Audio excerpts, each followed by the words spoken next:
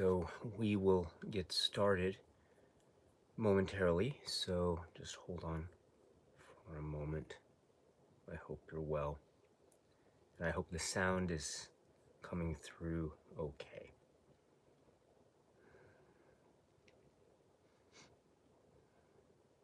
Mike, hello, it's nice to see you. I'm so sorry.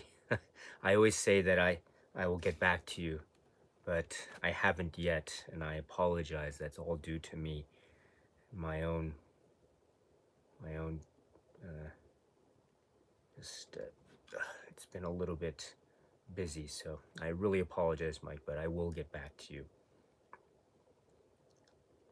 Zyrother, hello, it's nice to see you. Oh, thank you, Mike. You're always so kind and understanding. I'm again, just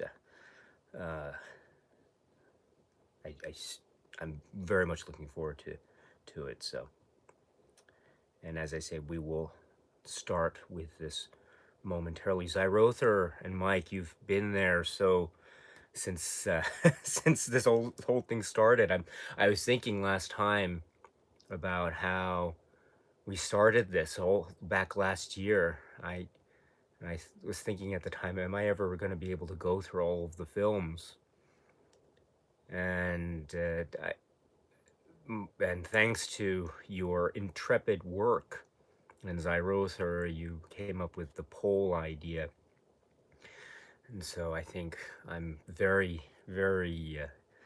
I was always very encouraged by that, and I now think, and we're almost to the end, so it's amazing. So thank you so much. Seth, hello, Seth. I just saw you uploaded a video about Clue, so I can't wait to check that out. So thank you so much. Dinobot, hello. So you say my first ever Bond film. I know some don't like it, but I love it. I think it's fun, and I love the villain. Thank you, Dinobot. You know, one's first Bond film is so important, and I respect that totally and completely. So well done. So this is your first one. Bravo. I think this is a great one to have as a first Bond film. It's not my first Bond film, but I remember and I know how much I love my first Bond film, the first Bond film. At least I remember seeing fresh. So uh, well done. And let's see. Oh, damn fool says brushing up on yes, Danish. Yes. Yeah.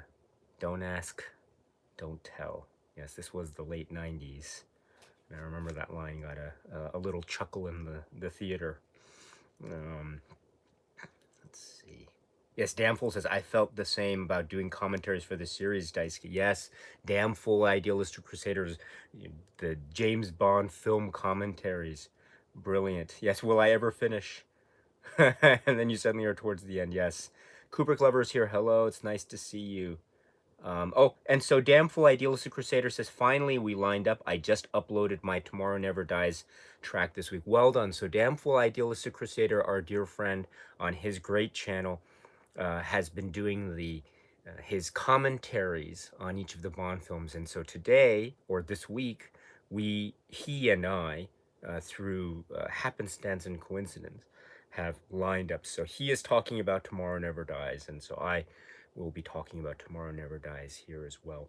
As we know from our many conversations, Damn Fool Idealistic Crusader is a genius, an expert, and his commentaries are far and away just utterly brilliant. He'll have so many great things, much more brilliant things than I will ever hope to be able to even begin to comprehend, to be able to say. So anyway, so check that out if you can. Zyrother says, the universe aligns. Island 007100. Hello, my dear friend. It's nice to see you live. And Seth says, I forgot this film featured Jonathan Pryce as the villain. And he even has a little line that says, welcome to Saigon. And so I think, I always forget, was this at or after the time that he appeared on Broadway or in the music, but anyway.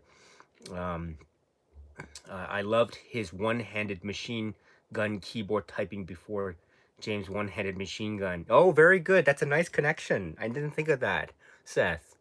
Yes, and I love how. Oh, that's a really interesting connection. One-handed gun versus one-handed typing. I mean, if typing is considered to be the modern day pen, the pen is mightier than the sword, or is it the other way around? Or is it, are they both the same, perhaps? Right? Because after all, Elliot Carver does equate his divisions with tanks and like military metaphors. So, um, yes, don't get any ideas. I wouldn't dream of it, says Cooper Glover. And yes, Seth Wall says Elliot Carver has the same logo as the Criterion almost. Yes, yes. So I thought of that as well. So Elliot Carver, the Carver Media Group's logo is the C, and so as we know, a C has a little gap. It's like a donut, but with a gap on the right hand side, and so it reminds me, yes, of the Criterion Collection's logo. It's not quite there, but it's almost. So one might think the Criterion Collection wants to take over the world. Wouldn't that be a great James Bond film?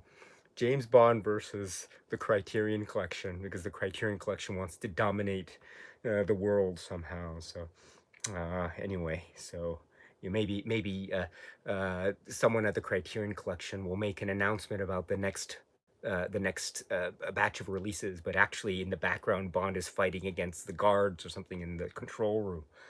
Um, Time for a station break, to borrow a scenario from Tomorrow Never Dies. So, in any event, my friend, sorry, I haven't started yet, but let us wait another moment, and then we will begin in earnest with our discussion today. Once again, according to the title of the live stream or video, this discussion will be on this film, the '97 film, Tomorrow Never Dies. Excuse me, starring Pierce Brosnan as James Bond 007. So just let's give it another moment or so, and then we will begin.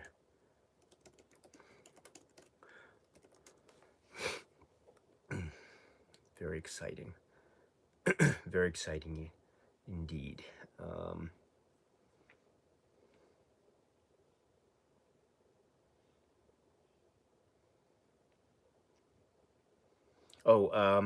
Dinobot says, from what I've seen, a big critique people have from the film is the plot.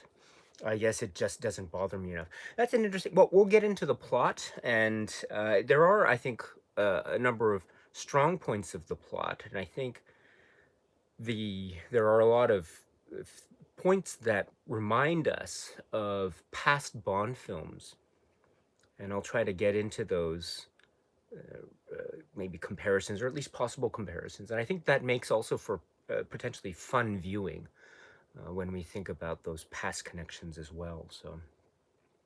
But as we've seen, sometimes the plot is, it can be, or it might not necessarily be the strongest point of a Bond film. There's this idea of a MacGuffin, and how that is engaged, or how that is employed within the film in an effective way, such as to have the viewer be able to suspend his or her disbelief for the sake of going along with the propulsion forward of the excitement, if you will.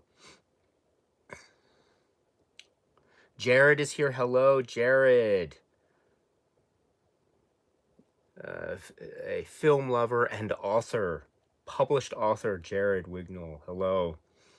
Um, Seth says, so glad I gave this movie another chance. The remote control car scene was so standout. The missile going through. Yes, yes, yes. Yes. It's great. It's a really great one. And the music too, David Arnold and everything. So, yes, Damful, thank you. It was after Miss Saigon. Thank you.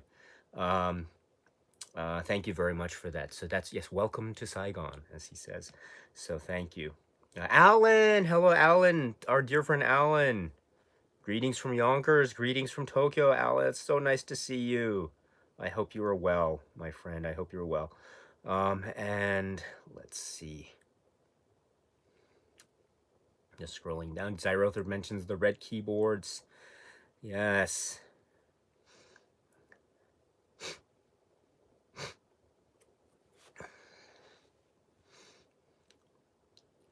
just scrolling down. Erwin is here. Hello, Erwin. And Seth says, I paid close attention to the soundtrack. Yes. Oh, gosh. Sorry, I paid close attention to the soundtrack after your story about listening to it on your CD Walkman. Definitely a standout, funky Bond soundtrack. I might rate this higher than The World Is Not Enough. Very interesting. Yes. Oh, just sorry, my chat window is skipping around here. Oh, Chiggers is here. And are there any James Bond films you aren't fond of or that you don't like? We might get to some. We might get to one in particular in a future live stream, in fact. Gizmordor, hello. It's nice to see you, Gizmordor, again. This was the first Bond I was old enough to see in the cinema, having grown up with Bond on TV VHS. It was so exciting at the time. I would have been 11. Well done. And Schlock Horror is here. Hello, Schlock Horror. Great to see you. Fantastic. So, please continue with the live chat. I will return to it momentarily. I would like to now start the conversation. So, let's begin. Greetings from Tokyo, my dear friends. This is Daisuke, and welcome to another live stream discussion of a James Bond film. Today, the topic is this film from 1997. This is the work Roger Spottiswoode and directed by and starring Pierce Brosnan as Agent 007 James Bond, also starring Jonathan Pryce and Michelle Yeoh and Terry Hatcher and others. This is the film which is called Tomorrow Never Dies. It is, like with other films, that it also comes with its own production history and details. And there are a lot of significant details in terms of the production of this particular film, especially when we recall the legacy of Albert Broccoli and his passing. And we also know that this film has certain ways in which it pays respect, and it really makes mention and devotes some time to remembering the legacy of Albert Broccoli. And so from here on in, of course, the legacy of the Bond production films, at least in the Eon film franchise, will continue on in the hands of Barbara Broccoli and Michael G. Wilson. But here we have that first step, as it were, and also a paying respect to the legacy of Albert Broccoli in terms of the credits and also the way the film ends prior to the end credits. That is one of the big significant points of the film in terms of its production. Also, of course, we have to remember, just taking a step back, that this is another Pierce Brosnan film. It is his second James Bond film outing. And so we have already seen a lot of stuff established a few years prior with his debut outing in GoldenEye, and this is the continuation.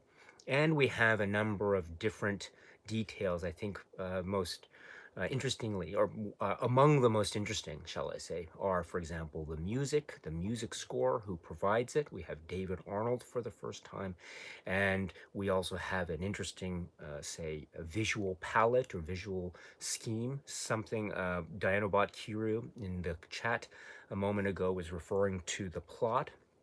It does have a very interesting plot that I think, as others such as Damn Full Idealistic Crusader in the live chat now have indicated, that perhaps as time passes and as the years pass, we think now about the role of media, and we think, oh my goodness, there's a lot that it was being discussed in this film, Tomorrow Never Dies, that could be said to be very relevant to now and today and the age of information and the age of the news. And so This is very, very interesting indeed, and news adapted, or news as it's shown in the digital age. Because also one of the points of this is the idea how recalling, even in a direct quotation or a direct reference to something like, or someone like William Randolph Hearst, the idea of the influence and the influential nature, at least potentially so, of the news and what's known as these media moguls or news barons, as they were called. So all of this is entwined in this film. So I think it makes for some very interesting viewing indeed. And there are a number of things that I'd like to speak to. I'll try to speak to when we go through this discussion. So that's the agenda, as it were, for today and this film. Now, before we continue, I would like to say, as I do with all of these chats, the live chat box is open for you, and so please feel free to leave behind comments if you like. We have a lot of people here who are really expert and very enthusiastic about Bond films, and they help me to pick up the conversation, especially where I falter and make mistakes and I get my facts mixed up. People here, everyone here knows the Bond films through and through. So if you have any questions or if you want to discuss about Bond films, you go to the live chat, and there will be people there who will, I think, be happy to speak with you. And in that spirit, of course, we always try to respect each other's opinions. There's no need to have to agree with everything that everyone says. It's not we don't have to agree with everything. We can disagree, but even where we find disagreement, I think the people here have always shown everyone a degree of mutual respect and treating each other in a polite way. And so I know that I can rely on you, as always, my dear friends, to continue that spirit, because you've always done so for me in the past. I want to thank you in advance for that. And the discussion from me will be a plot. I will have to rely on specific aspects of the plot. And so if you haven't seen the film Tomorrow Never Dies, then please turn off this live stream and you can come back at a later time after you've seen the film, because I don't want to spoil it for you. And also another thing, I will do my best to address everyone in the chat. I always try to do that, but if I miss your name, please accept my apologies in advance.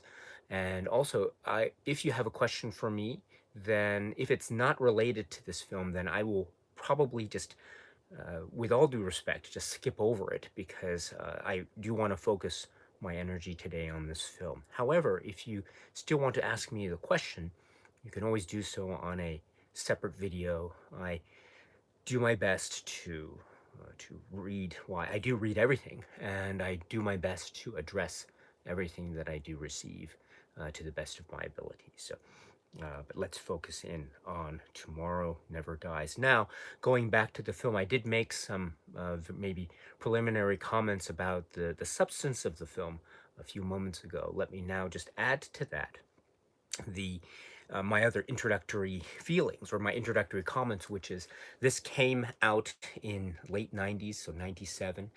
And so I was beginning, or maybe I was ending high school, getting into college, or already in college, or something like that. And so this was something that I saw in the theater, and I was very excited by it. I mentioned perhaps on another occasion about how I encountered the CD soundtrack, and I was so thrilled by what I was listening, and it was the David Arnold soundtrack, and it felt like it was a return in many ways to the type of application of this type of action adventure scoring that we saw from the John Barry days. And so that was a big thrill to me. And then when the film was in theaters and I went to see it, it was a very entertaining time. Now, I must say that at the initial watch of the film, I must say that I felt it was really good. I didn't necessarily think it was the greatest Bond film that I had ever seen, but it was very good, and I felt very entertained. I will go into some not interesting. I will go into some points as to maybe what could have been those areas when I saw it for the first time that maybe made me feel like it wasn't the greatest I'd ever seen. It was good, but it wasn't the greatest. What accounts for that for me personally in my own subjective view? I will try to go into that a little bit, and it has to do actually with the characters, and so I will go into that later.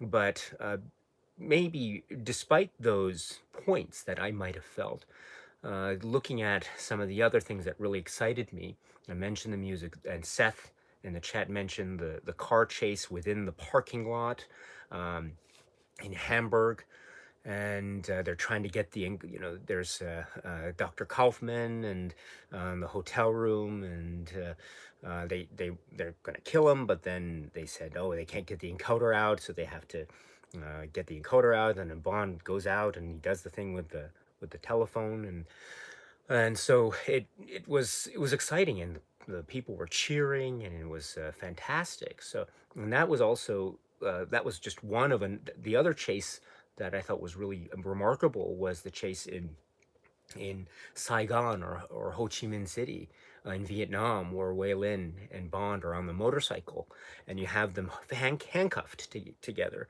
Um, and I thought that was a lovely thing. So Bond's left hand is handcuffed to Wei Lin's right hand, and so how are they going to escape on a motorcycle when their respective hands are handcuffed like that? So they have to adjust with Waylon sitting behind him or in front of him, depending on the situation. And so there's a lot in that, and it's very clever. And I like to how it doesn't rely necessarily on rear back screen projection.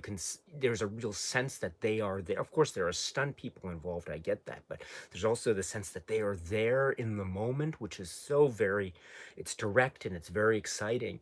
And the handcuffs remind us of Hitchcock, Alfred Hitchcock, like the 39 Steps, and films like or Saboteur or something like that, where you have the people, the protagonists, caught in this rather precarious situation with handcuffs and the like. And so it calls for, I think, some interesting banter, some quick-witted, maybe sexual innuendo and the like. And so uh, very clever stuff that's going on with that, and also the helicopter and the use of music, and the way that we see the feel and see and feel the determination of these two characters, Bond and Wei Lin, and how they are very brave, even in the face of utter, complete, and absurd and ludicrous moments and elements of danger. The helicopter blades and the like. So anyway, those are examples of where I think I was so thrilled and entertained, quite very much so, upon initial release. And as the years have passed, I do return to this film regularly, and I must say, every time I am very much entertained, very entertained indeed. And I find that I latch on to a number of different elements that I didn't before. So maybe this time I'll be really engaged by, say, how the character of Gupta is used, or I'll be engaged with the relationship between Bond and Wei Lin, or the Jonathan Pryce depiction or characterization of Carver, for example. And so this is, and then that type of pattern will continue. So it's a film that I enjoyed very much upon its initial release, and I have continued to enjoy over time. But uh, yeah, so that's my opening salvo comment, as it were, with respect to this film. So in any event, let us talk about some of the reasons why we like or maybe we don't like this film. And again, the live chat is open, so let us begin in earnest. So now going to the live chat, I'm just skipping around here. Let's see. Marius Mayer says, I watch all the Bond movies with a friend of mine from another country, and we were having a lot of fun. Great Bond movie with one of the best Bond villains. Brosnan is a Bond for the modern age. Well said. I like that. Island 007 before, says, the remote control car chase also had the film's funniest moment for me. As Bond's BMW 750 gradually gets destroyed, the guidance system warns him, reminder, unsafe driving will void warranty. Yes, I must say too, Island 007100's comment reminds me of this, is that I think in that chase with the remote control car, it has what could be my favorite Pierce Brosnan moment. There are a lot of them throughout his tenure as Bond, or his reign as Bond. For example, in GoldenEye, when he's uh, working on the little bomb and the people are shooting at, he does a little flick of the head with the ricocheting gun bullets. It's a very classic thing. Or when he does his running, there's a lot of Brosnan running here as well. We do see a little bit of the Brosnan chin, of course, at the beginning, the pre-titles, and when he's in the airplane there. But that's another one. And hold on, let me just, there we go. Okay. And then what was it? But yes, and I think in this film, the Brosnan Bond performance is very amazing. There are some elements. We don't get as many Brosnan chin moments, do we? I pointed out to that one moment when he's in the cockpit and the guy behind him tries to throttle him or garrote him, I suppose, and he's like, oh, oh, and of course the whole thing about the eject seat button, and that was, I thought, was very clever. Backseat driver. I can't do Brosnan, but backseat driver. But we do get a number of, I would say, interesting or maybe new Brosnanisms in this. So one perhaps is when he's just standing still and he's just looking. There's this way about how Brosnan has a face that he looks like he is both maybe smiling and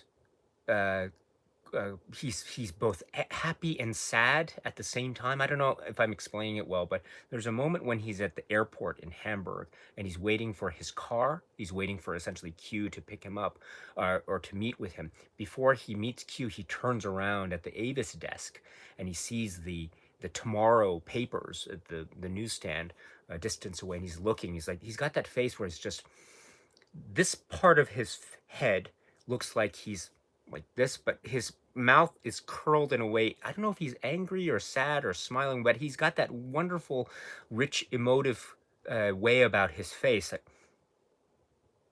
So I don't. That's I would consider to be a Brosnanism. That's Brosnanism number one.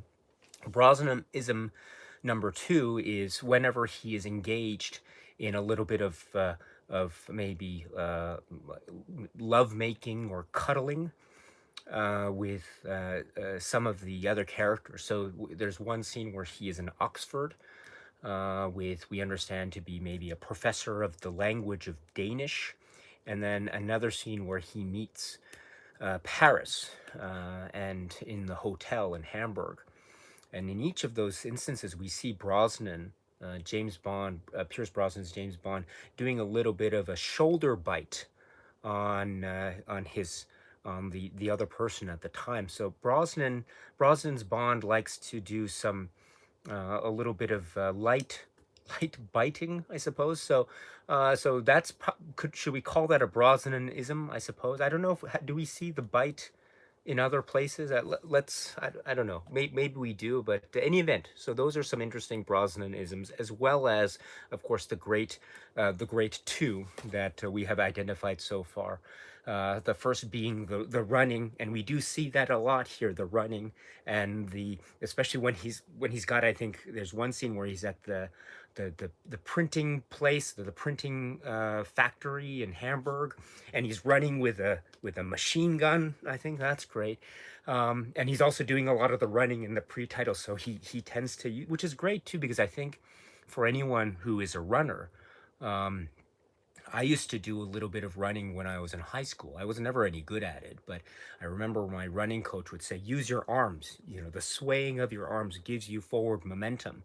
And so I think that's what he's trying to do there.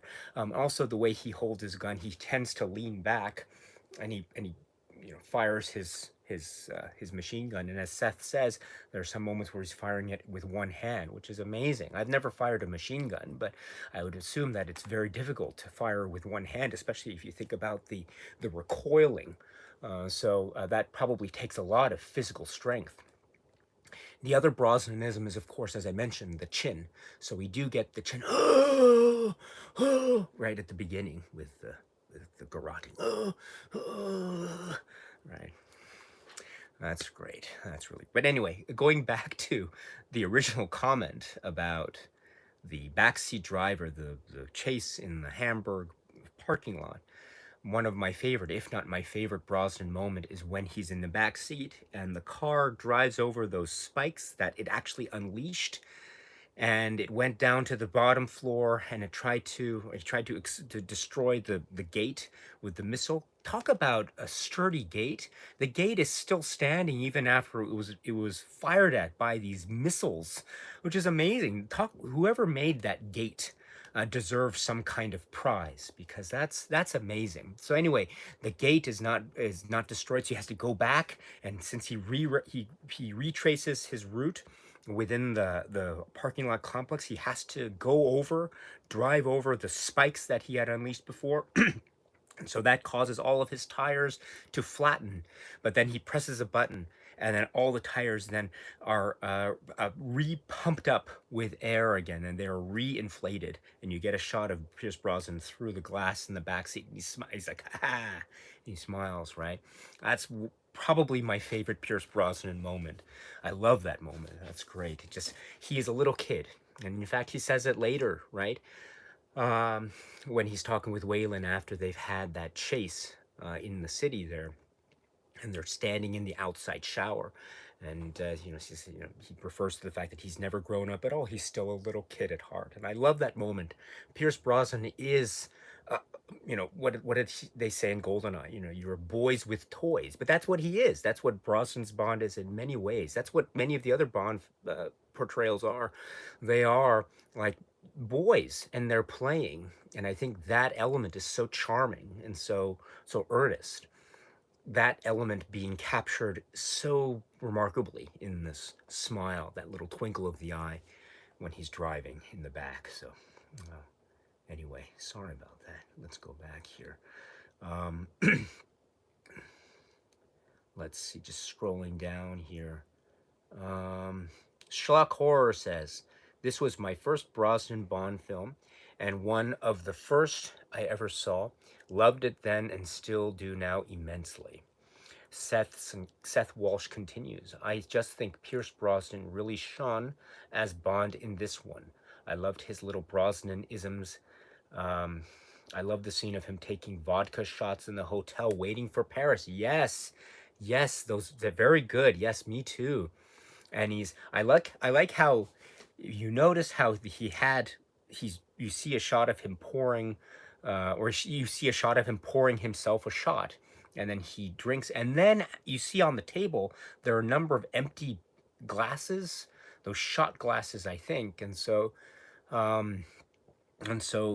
the idea is that he's already been drinking, and he's sitting there still with his white shirt on, but he only then decides to screw on his silencer onto his gun. You'd think that maybe he would have done so first and then started to drink, but no, he does it the other way around, which maybe is suggestive of the state of his psychological feeling, or not his feelings, but his psychological state at the time, because as we know, his relationship with Paris is one of the key, or it's designed perhaps to be one of the key emotional elements of the film, or at least in terms of a plot device. It's very important too, because this is the way by which the British government, via James Bond, is able to investigate Elliot Carver because of this relationship that Bond and Paris had in the past. Now, perhaps this might be a good opportunity for me to mention what I consider to be one of the maybe slight weaknesses of the film. Now, I mentioned earlier about how when I first saw the film, I thought it was good, but it wasn't the greatest film I had ever seen in the Bond franchise. I think one of the reasons is I have nothing against the Terry Hatcher performance by Paris. I think Terry Hatcher gives a great performance. There is a sense of vulnerability. There is a sense of fear and a type of sudden burst of anger when she sees Bond for the first time at that reception party, that launch party. He says, and she refers to something about how the last words that he said to her before he, we assume, abandoned her in some moment was, "I'll be right back." And then we understand that that caused, or that was one of the reasons why they had to end what we understand to be a very intense, emotionally charged relationship, an intimate relationship that Bond and Paris had. As he says, "That was a long time ago, M." And so I think her performance is great. I think it works very well. It reminds me also of Maud Adams' performance in the film The Man with the Golden Gun, to a certain degree, anyway. Uh, but there's also, I think, a little twist on that, which makes maybe her performance or her character different than Maud Adams' character in that film, which is that there's also the sense that Paris has a certain degree of devotion or love or something towards Elliot Carver. It's not as though she is there against her will. There might be hints of that, maybe in the conversation that she has with Bond in the hotel room after they have spent the night together, and she has to leave early or she has to leave quickly. So the maybe there's a sense of, or maybe one can interpret the situation to be like that, who knows. But there's also the room for interpretation that maybe Paris had a certain degree, to what degree I'm not sure, but she did have a certain degree, arguably speaking, of a type of emotional commitment or attachment to Elliot Carver in some form, right? Because he says, when Bond says, "Why did you marry him?" and Paris says, "Because he said he loved me." And so I think that is perhaps suggestive of the the a time when their relationship had a certain degree of intimacy. I'm talking about Paris and Elliot Carver. So I find that mix and that blend of a character or set of character traits in the Paris character, as portrayed by Terry Hatcher, to be very, very good. Now, what I find weak is the fact that we are meant to believe that Bond has an emotional relationship with this particular character, such that it that always felt a little bit forced to me. And also, what felt forced to me was the fact that it's very convenient that the one person, Elliot Carver, the one person that M wants to, and MI6 and Robinson and everyone wants to investigate this person, Elliot Carver. And oh my goodness, lo and behold, would you believe it? Bond used to have a relationship with Elliot Carver's wife. So that seemed always a little bit too convenient for me. Perhaps if we're talking about a plot contrivances that might seem overly convenient, perhaps the the uh, the the biggest one of all might come about when we speak about another film that we haven't spoken about yet, which is called Spectre. But we'll speak about that on another occasion. But for now, let's say that it does feel a little bit too convenient for me. Now, does it spoil my enjoyment of the film? No, it doesn't at all. But I must say that that part makes it a little bit. I mean, there could have been maybe.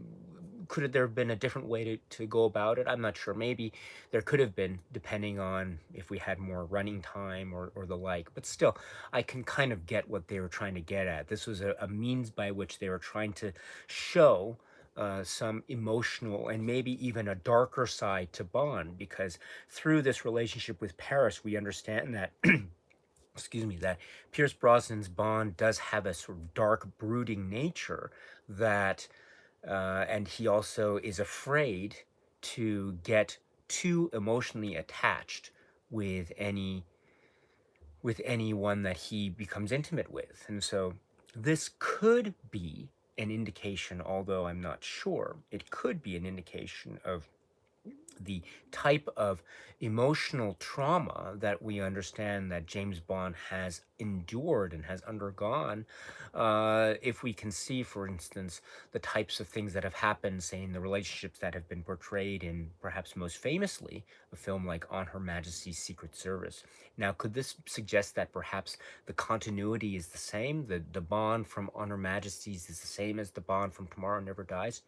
That's certainly possible. And in fact, this theory of continuity is even made stronger by the next film, The World Is Not Enough, because of all the connections and all the little hints and clues that are laid down in that film as to how that Bond, or Pierce Brosnan's Bond, would have been the same Bond that had a relationship with Tracy in On Her Majesty's. So perhaps this is a little bit of a hint of that.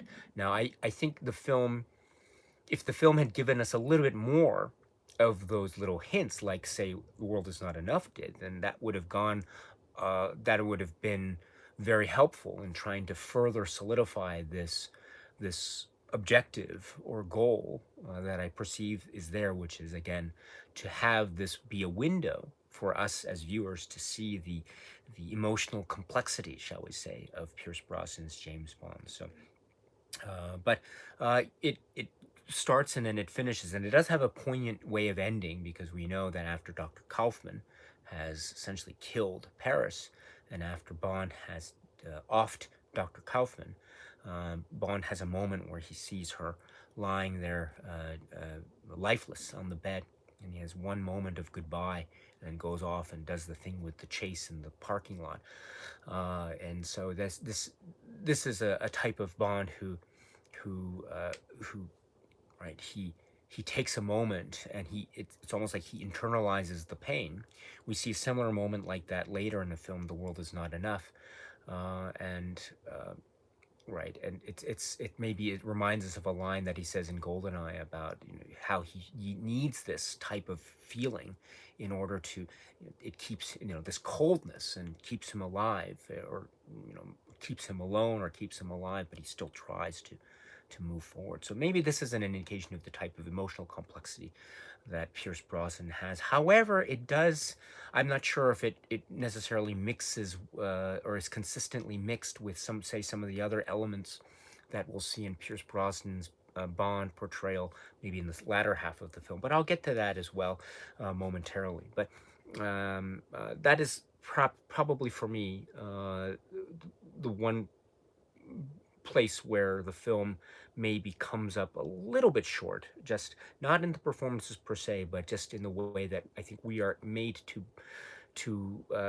or we are, the film is designed for us to try to understand that Bond's relationship with Paris was an important one in his life. And I hope I wish that the film had done a little bit more in trying to establish that. Okay. Let's see.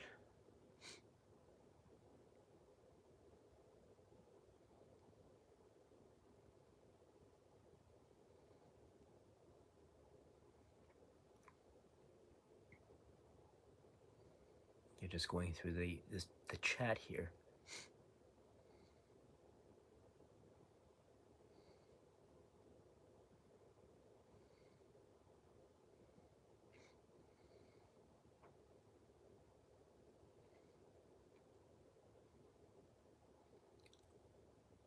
Oh, Damfool says, it took me a while to notice, but we're set up for a Dr. No type moment. And then Paris appears. Later, we get the payoff when Bond kills Kaufman. The Doctor is such a fascinating character and almost got a spin off.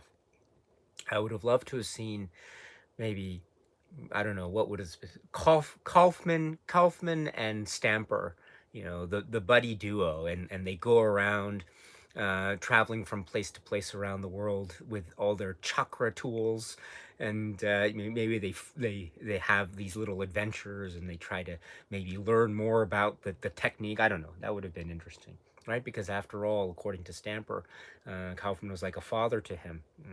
What is Bond? Oh, interesting role model. Yes. As Marius says, this Bond has an interesting view of media.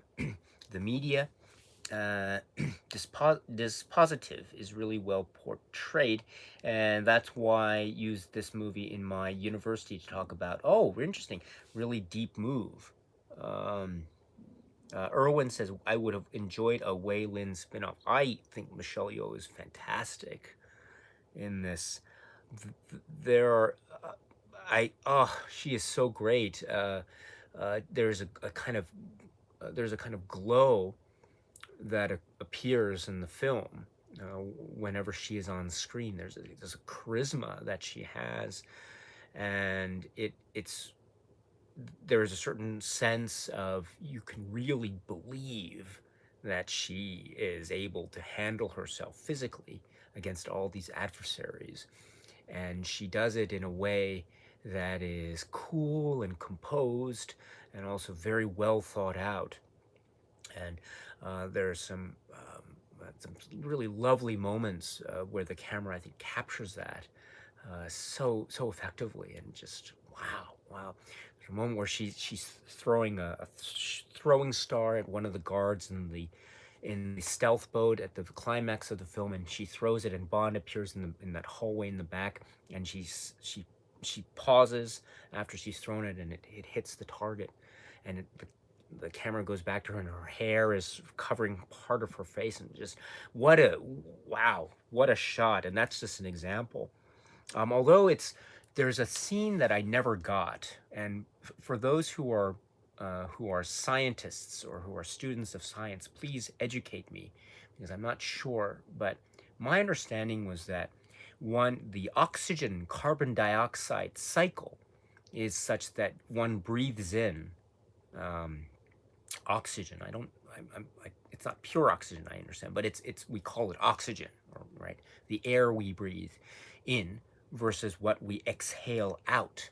And the stuff that we exhale out is not oxygen; it's carbon dioxide, right? And then that is then taken in, what it's absorbed by plants, and then through the element or through the chemical reaction known as photosynthesis, then which relies on the sunlight, then and the intake of carbon dioxide, and then it is then cycled back into oxygen. Okay, so, but in terms of what humans breathe in versus what they breathe out.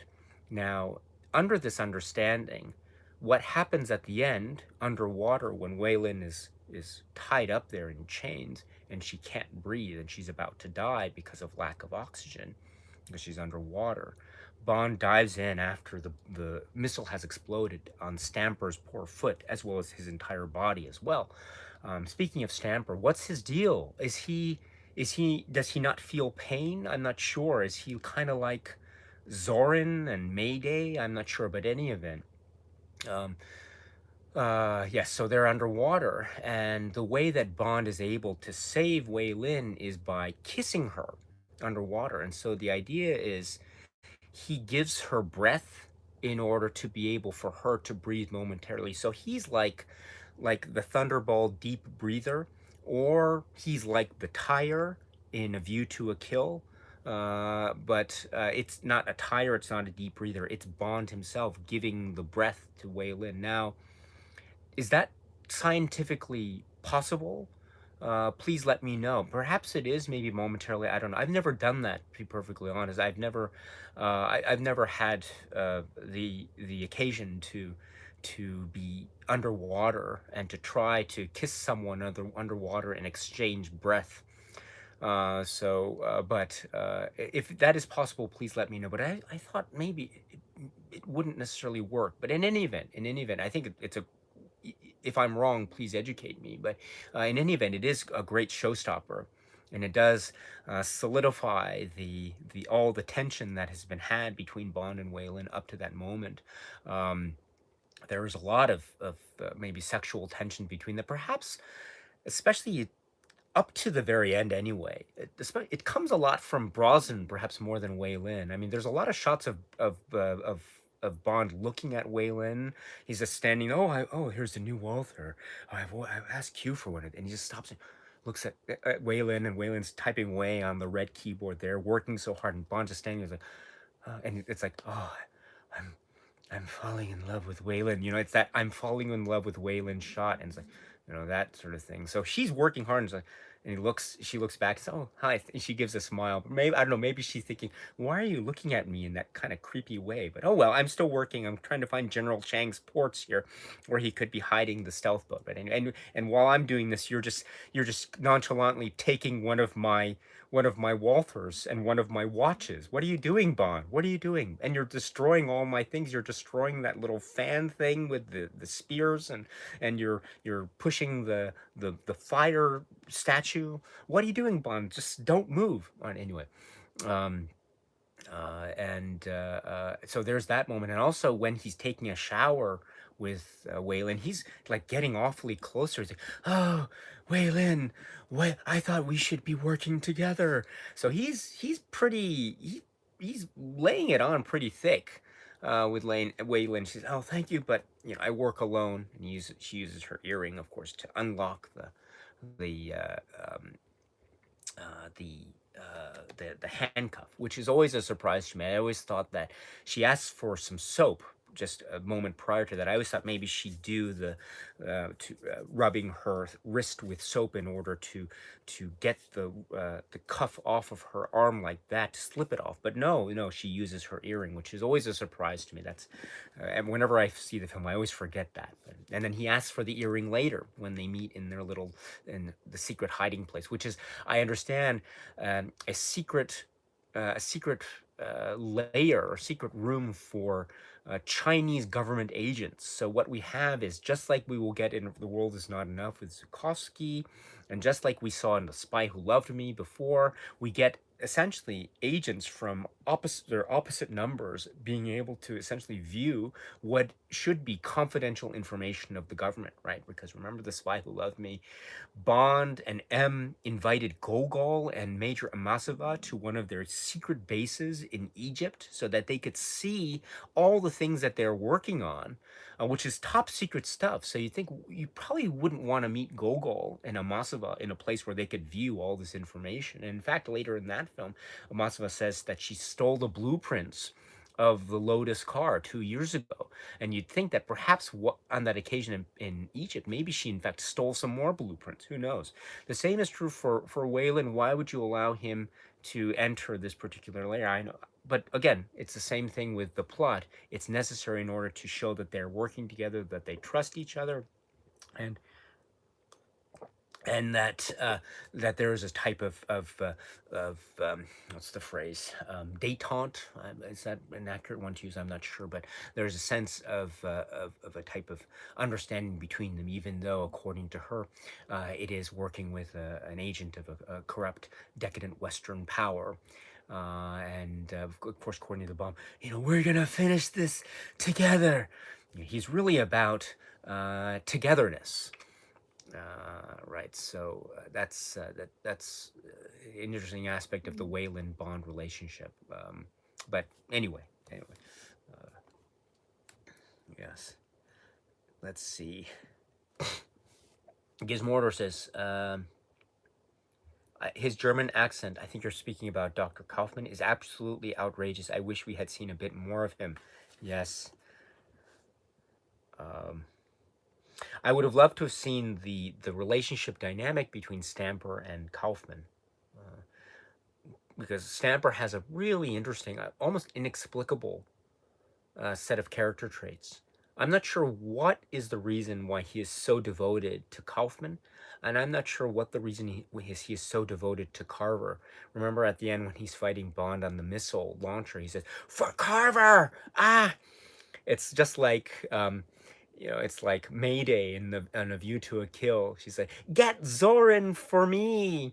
It's like, oh, Carver's like saying, "Get Bond for me, Stamper." But you think that, why is Stamper so devoted to Carver? There's this backstory there, but we're not quite privy to that in the film, at least. But yes, we also see when Bond and Waylon are captured and taken to the office in Saigon or Ho Chi Minh City, then when they shoot out and they escape, the first thing that Stamper does is protect Carver, even when he's stabbed in the leg with one of the chakra tools. He's like, "Ugh, eh," and he doesn't show any pain. which is interesting. So is he?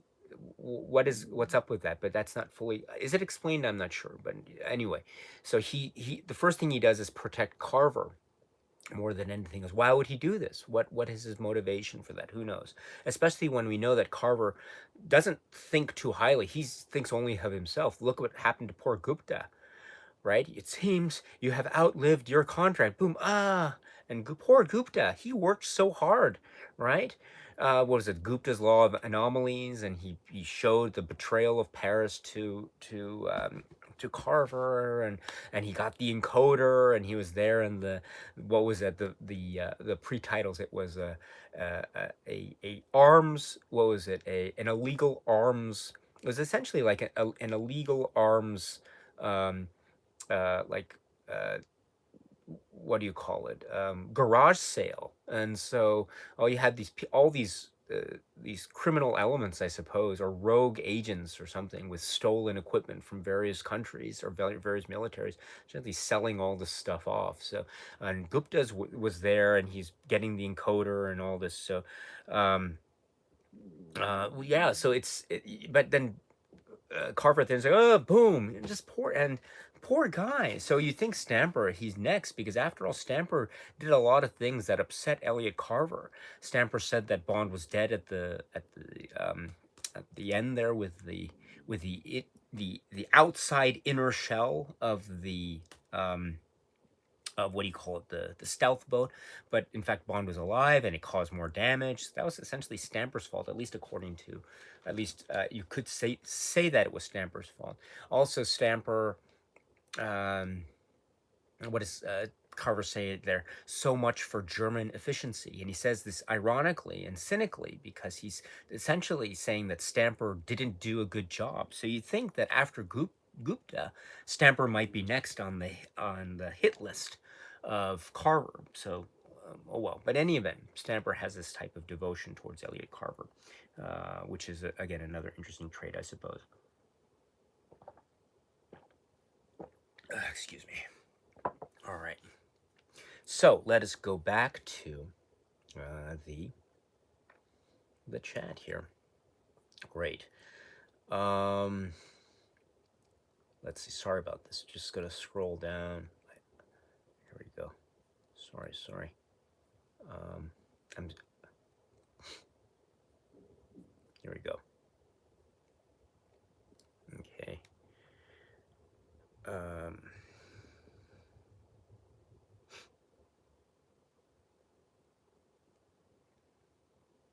Oh, and just to end, just to finish off that conversation about Kaufman, I thought it would have been great if we got more Kaufman. I thought he was one of the most interesting aspects, and it actually is really suggestive of the whole network of villains that is in the Carver network. Really interesting, and when Carver says it's time to have my wife pay a visit to the doctor, and he's seen in the dark in that office with Gupta, and the lights are reflecting off of Carver's glasses like that in this really sinister, creepy, eerie way, which spells doom for his wife, of course. And then we get a lot of setup, or not, yeah, we get a lot of setup. We get a little bit of Kaufman, but just a little bit. It would be great to see more, but oh well. Excuse me. Anyway, let's see. Um, let's see.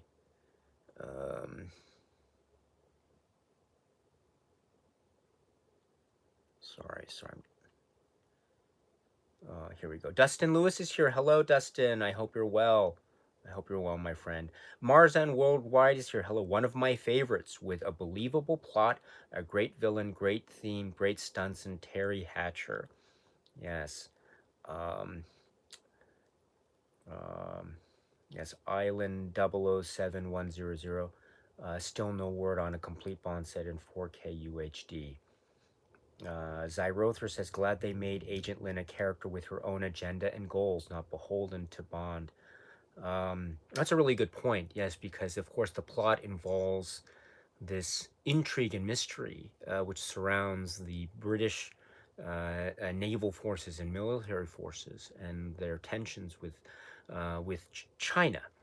and how essentially Elliot Carver is trying to instigate military uh, military reprisals and conflict between these two governments by essentially using the encoder to take these warships off track, thinking they're in international waters, but in fact uh, they're in uh, uh, uh, they're in territory. They're in waters whose territories. They're the China territorial waters. Excuse me. But the encoder is used to block their tracking, or to this Carver satellite is used to mix up where they think they are, and thus they think they're in international waters, but then the Chinese government understands that they are in China waters or Chinese territorial waters, and so that causes the misunderstanding. And then you have the stealth boat launching or attacking some of these ships. So this is the HMS Devonshire at the beginning with the drill missile, which is an interesting concept, and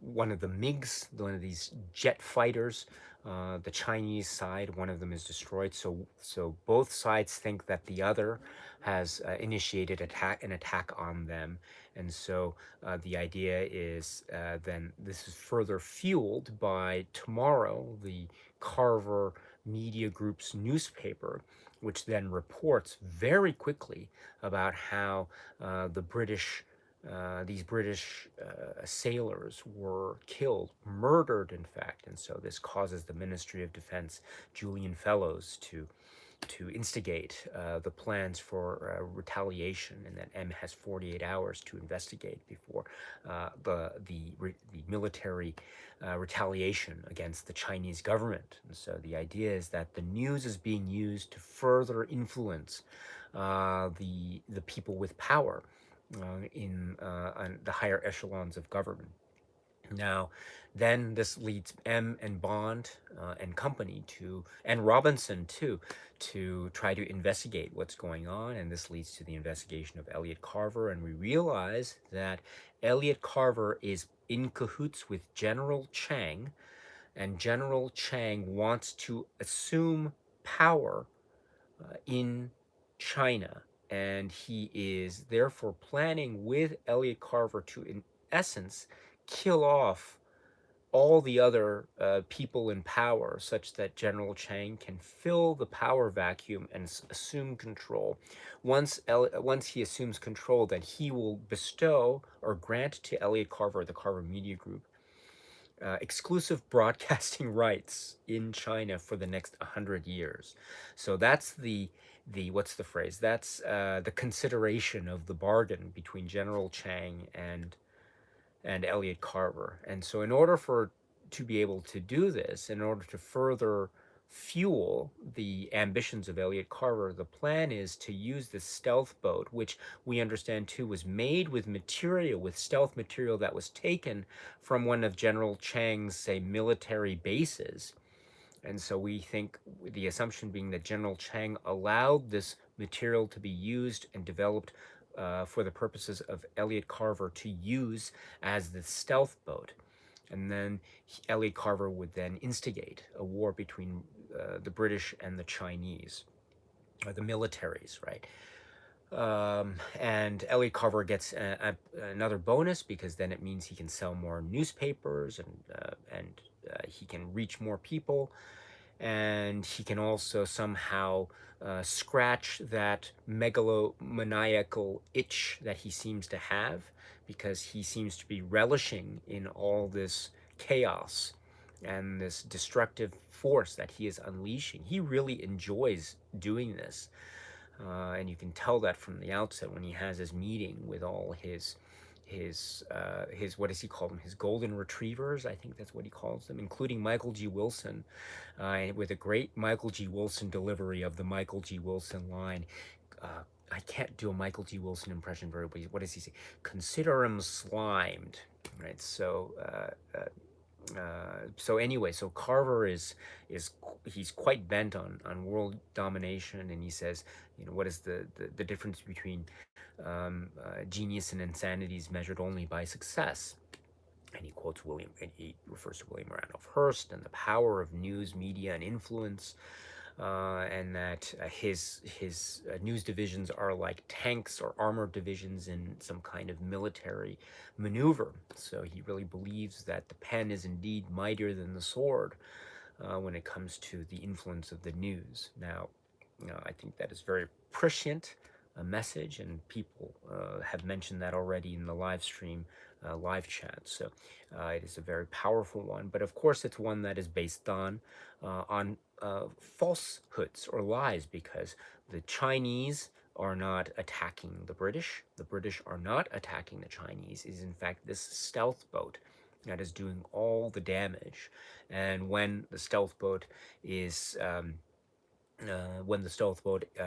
appears on radar due to the explosions that are caused by Bond, then we understand that we are into the final stretch of the film. So that is, in essence, I think, the plot of the film. So I don't think the plot is a weak one. I think, in fact, it's a very strong plot. Um, and as I think people have commented in the chat, it just gets stronger and stronger as the years pass because it feels still so relevant. And in fact, I remember back in the day in the late 90s when this was reviewed by Siskel and Ebert on TV. They still did, right? And Siskel and Ebert, and I think it was Roger Ebert, although I forget exactly. But in any event, they were giving this film, I think, a positive review, and they were talking about how relevant the villain's plot was in terms of the use of news, the use of media. This is the plot, and it's like Citizen Kane, right? The reference was made to William Randolph Hearst, but it would have been interesting. It's nice to imagine maybe Bond is fighting Charles Foster Kane. Can you imagine it if there was a Bond film starring Pierce Brosnan as James Bond and the villain is Orson Welles playing Charles Foster Kane? My goodness, that would be an interesting one. Maybe Bond's final mission is he's gonna attack Xanadu or something. He's like, "Ugh," with one arm and his machine gun just firing away at Xanadu, and maybe Carver or Charles Foster Kane, whatever it is. He's like, "Oh, Mr. Stamper, you'll kill Bond and use this snow globe." And he's got all these snow globes, and he's trying to fight Bond at the end. There, the snow globe is supposed to represent Rosebud. I wonder what Elliot Carver's Rosebud could be, right? Because each media mogul or newspaper baron has some kind of something in his or her own life that makes him or her want to do the things that he or she wants to do. We know that something is at the heart of Charles Foster Kane's story in Citizen Kane. I wonder what Elliot Carver's Rosebud is. He does give a hint at the very beginning. Do you remember when he's talking with Paris when they're in Hamburg after the debacle that was the launch ceremony and the power outage? He's talking, and he has this story about when I was 16 or something. I worked for my first job in a newspaper in Hong Kong, and he goes into the story about, I learned a very important lesson. And he goes into the story, and you think that it's going to be this very, maybe this twisted story about something he learned, a la, say, the story that Scaramanga tells about the elephant in The Man with the Golden Gun. And it's this really cold and twisted story. But in fact, it's just a very straightforward story about how my first job, they taught me the most important question is why. So I want to know why this is going on. So it's a pretty straightforward. So you don't really get there's no real rosebuddy type of part in that particular story. So I don't know what the rosebud is for Elliot Carver's particular agenda. Except he just wants power, he wants influence, and he wants to reach everybody. I suppose that's the thing. So it would be interesting to get a backstory. People were talking about spin-offs. We should get a Dr. Kaufman spin-off or a Kaufman Stamper spin-off. That would be interesting, like a buddy cop movie or Wayland spin-off. How about an Elliot Carver spin-off? The Elliot Carver, The Young Days.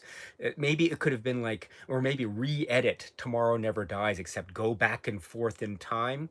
You can start with the beginning, and maybe you start with or have Tomorrow Never Dies told in the Citizen Kane way. So it starts with the end, And remember, Moneypenny and M are talking at the end, and after Elliot Carver dies, M is talking to Moneypenny. Oh, send out this release. Say that Elliot Carver died on his yacht, and it's suspected that he committed suicide. And so they're writing the story, and that becomes the story. And so maybe Moneypenny is in the story room with all the other reporters saying, "This is what I want you to write," and they're trying to put together the story, and they're watching the news footage, just like the beginning of Citizen Kane.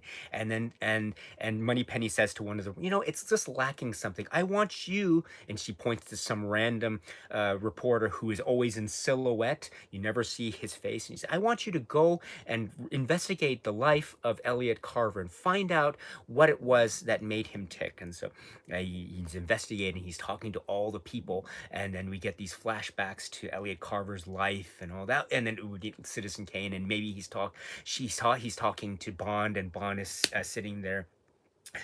I remember I was talking to Elliot Carver at that show in Hamburg, and I was pretending I was a banker, but I don't think he believed me because I went back and he had his men beat me up in the storeroom there, but I showed them and I said, time for a station break. And I thought that was a very clever line, but no one heard me because I was the only one in that room. But I thought that was very clever, or something like that. And then it would be at the end, what was Elliot Carver's rope? So re-edit Tomorrow Never Dies, or Tomorrow Never Dies Part 2.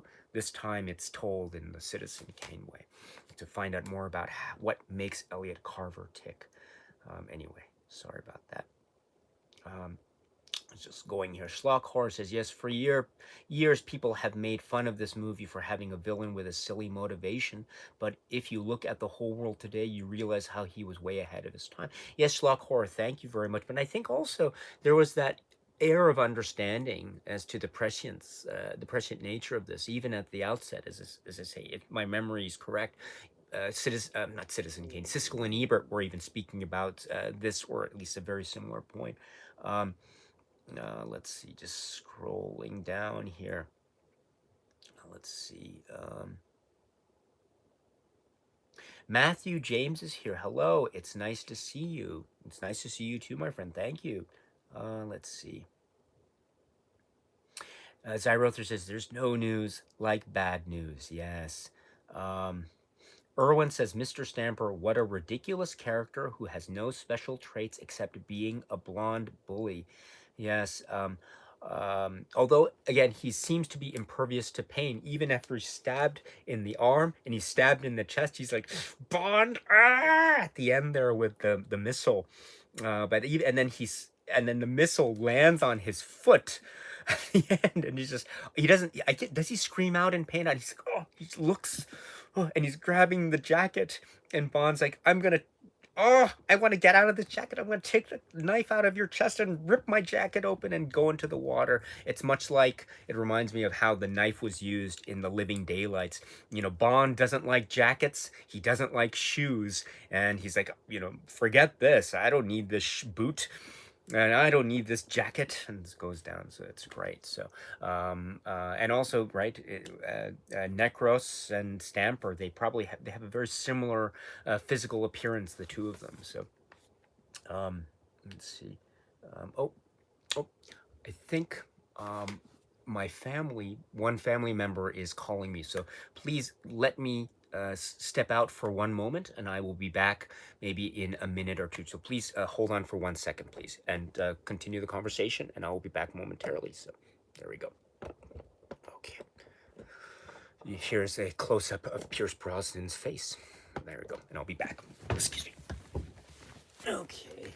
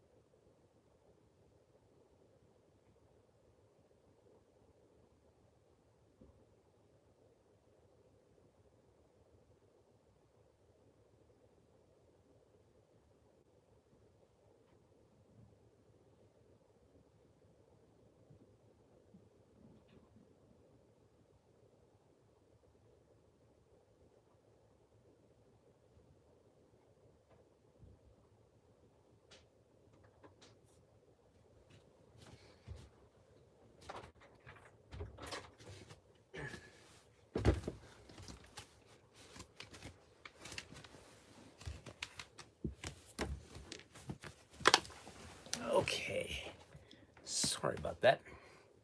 I am back. There we go. Just my son woke up, so just wanted to take care of something there with my son, but now he's in the other room, so that's, and his sister will be still sleeping. So good. Sorry about that. Where was I? It was a station break. I wish I had someone like Elliot Carver had in Hamburg who could speak all these languages and tell everyone it's okay, it's okay, and then he's gonna say, I don't know what's going. You're fired. You're fired. I wouldn't probably say that, but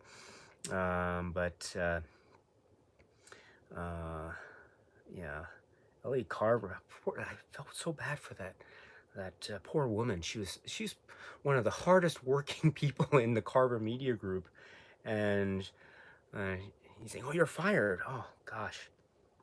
You know, I always think, what would I do in that situation if I were working for the Elliott or the Carver Media Group and I was the host of the event, and suddenly it went all black, the power out went out, and then suddenly Elliot Carver just shouts at me, "You're fired! Get out of my sight!" or something. Would I go to work the next day to pretend like nothing's ever happened, or would I really take that seriously and really understand that actually I lost my job? I don't know. Maybe I would go home, sleep, wake up the next morning, and then go to work as though nothing happened. So maybe to understand that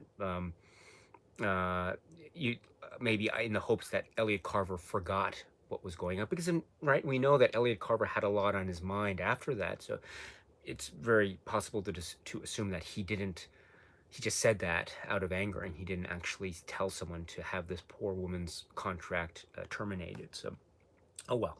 Anyway, let's see. Cool Kids Clips is here. Hello, hello. Let's see. Gizmordor says Carver's a great villain.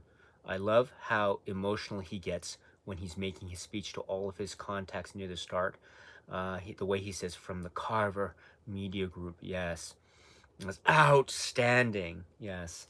And I think Seth was mentioning it earlier. What should I do? Maybe I'll use my here. I'll use my Spider-Man 2 Blu-ray here. This is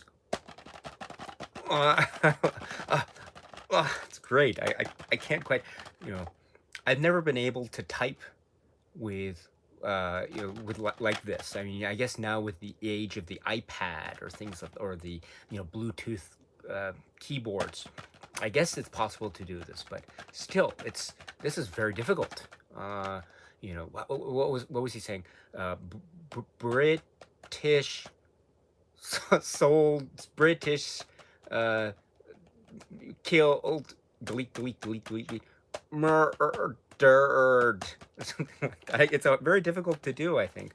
And I think I forget, is it with his right hand or is it left hand? I forget, but that takes a lot of skill.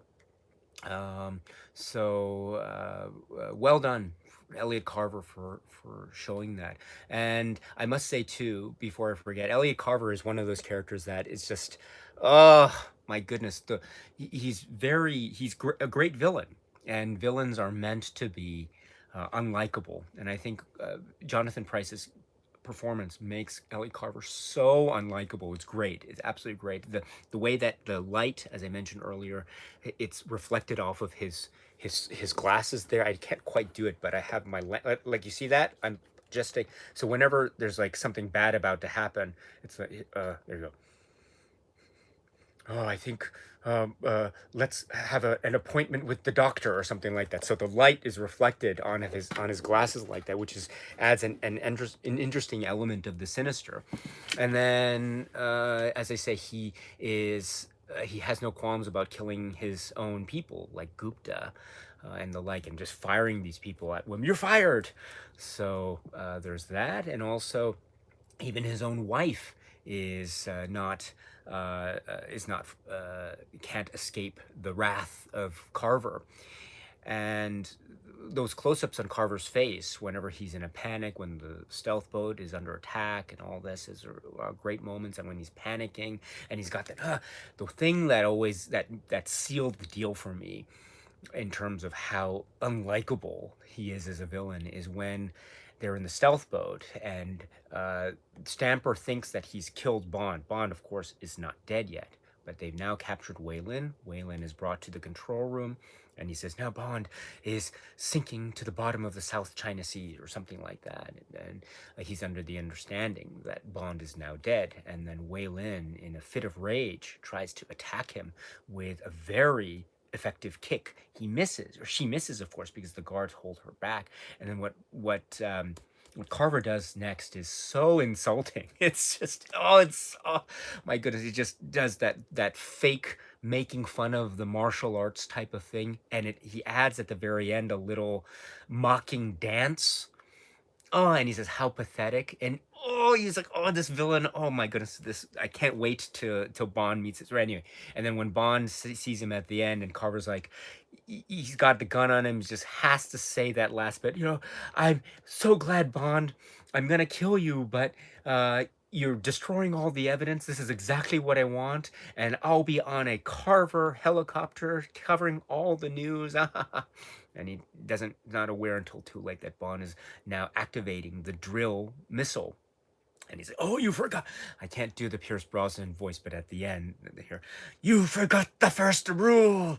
Mass media or something. Give the people what they want. And then Carver, in that great James Bond villain way, he doesn't run. He just stands there. He's like, ah! And then the drill comes, and then you see the back, and he's, blah, right? So that's the end of Elliot Carver. There's no, what's the phrase? I think because of maybe the avoidance of any type of maybe violence on screen, when that moment happens with Carver and the drill, what is the phrase? There is no, what's the phrase? You don't see any, how should I explain it? There is no hamburger shot, if you know what I mean. It's just you get the background, you get the back of the machine, and you assume that Carver is between the drill and the machine, but you don't get any hamburger. You just get the whatever, and then that's it. That's the end of Carver. So maybe, who knows, maybe Carver is still alive. Do you think that's possible? Maybe he ducked at the very last minute before Bond ever even noticed. So maybe Carver's still alive. He ducked, and he's now maybe swimming somewhere off the shores of Vietnam. Who knows? Maybe he's still there. Maybe he's swimming, and maybe he swam all the way to San Francisco, and maybe he met Zorin, who's still swimming there. They're trying to get somewhere, and then maybe they can go off and meet and build a rocket and go to space, and they can find Drax, who's still floating around. Maybe he's still alive. I don't know. And they can work together and team up and maybe have another battle against Bond, maybe in the film that comes after. I don't know what's the next film. No Time to Die. So okay, but anyway, so that's Carver and his demise, which is a very interesting one. Anyway, going back to the live chat here. Okay. Yes. Damfool says, this is one of the last big budget done for real action films. The handcuffs in the bike chase are totally Hitchcock, yes, in feeling, and force the pair to work together, yes. Arnold's cue when the Bond, yes, I agree, comes in after who's driving is sublime, yes. And then when Waylon says who's driving, and it cuts to the shot, and then I think the back, dun dun dun dun dun, exact, that's what you mean, right? Brilliant. I agree. And it means that they have to work together. It means that there is a type of sexual tension when she says, don't get any ideas. And there's links to the past when he says to her, keep your shirt on. It reminds me of the For Your Eyes Only, keep your hair on, Roger Mooreism. There's also the way in which they have to work together. You're absolutely right. It shows their drive, their bravery in the face of these terrible odds against them. And also shows their ingenuity and quick thinking, especially in a very panic situation like that. And so it's all there, and it's a great action set piece. And you're right, it shows the quote unquote gritty reality Nothing against what was done in the past with past films. I love the Roger Moore era, the Sean Connery era, and the back screen projection. There's nothing wrong with that. But there's a something about the what's the phrase? Um, you see the air and you see the things flying in the background, and you get a sense of the atmosphere with them there, which is a very, I think, direct and powerful way of engagement in terms of these action set pieces. So this is great, absolutely great. It's, I think, one of the great strengths of this and then the Hamburg parking lot chase, one of the greats. Um, and as you say, it's augmented by the great David Arnold music. The music here is utterly fantastic. It reminds me a lot of the License to Kill, but it reminds me a lot of the Living Daylights. The John Barry score for the Living Daylights, because that score had the synthesizer pop type of beat to it, and this is very much the same, uh, and it's relying on one of the themes, the surrender theme, the Katie Lang surrender song that we'll hear at the end. That's the theme that is the leitmotif of this particular score, and it's brilliantly used. And so and then it also helps us to introduce the James Bond theme in various places. We get it early in the shot where M is briefing Bond, and she's having her drink in the car and says, "I want you to go to Hamburg, Bond, and pump her for information." And so that and Robinson's there, and Moneypenny's, "Oh, here's your ticket, and please sign." What does Moneypenny give to Bond, by the way, as a type of waiver or something, or what does he sign? We've never seen Bond sign anything before, right? In terms of what Moneypenny asks Bond to do. So I'm curious what this form that he has to sign. But any event, maybe it's one can speculate. But any event. Uh, yes, so the music really enhances the film, and it does remind me a lot of past Barry works. And this is also a way for me to say that this film, Tomorrow Never Dies, feels like it is linking back to many Bond films from the past. But I'll get to that in the next discussion section. But first, before that, for fear of my monopolizing the conversation, let me now go to the live chat. Marius says Stamper is a weak henchman, but a German actor, so I got a soft spot for him. Let's see. Seth says, I enjoy M and Moneypenny's scene in this movie, suggesting the amount of pumping that might be required to gather intel. Bond's jet flying skills at the beginning also shine. He was getting choked. Yes. Uh, Backseat driver. Yes. That's great, and this is great. Well, I'm sorry. I'll save my comment when we go to the live chat. That pre-titles is brilliant. Uh, Zyrother says, "I want that Ericsson phone." Yes. Um, Kubrick Lover says, when Bond and Wayland jump out of the building in Saigon and fall down the side of the building, I think was shot like Harold Lloyd's Safety Last, with not the whole height of the building hanging below. That's a very interesting link. Yes, I was thinking of the. I was thinking that this feels very much like a Hong Kong film action style stunt scene in terms of how we see people. It reminds me also of certain stunts that you see in some Jackie Chan films.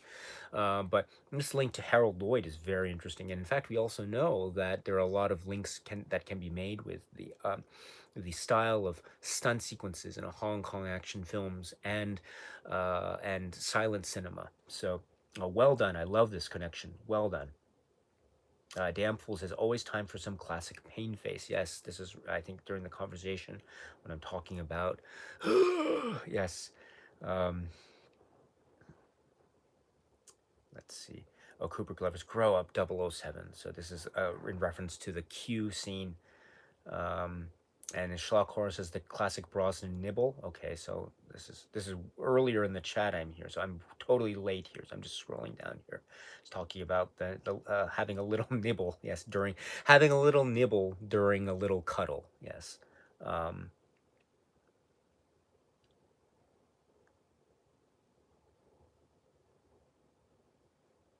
Scrolling down here. Sorry for the the lateness here. Oh, Daniel says, greetings from Chile. Oh, hello, Daniel. It's nice to see you. I hope you're well. Marius says, Brosnan is so self-aware as Bond. Um, Seth Walsh talking about the shot glass.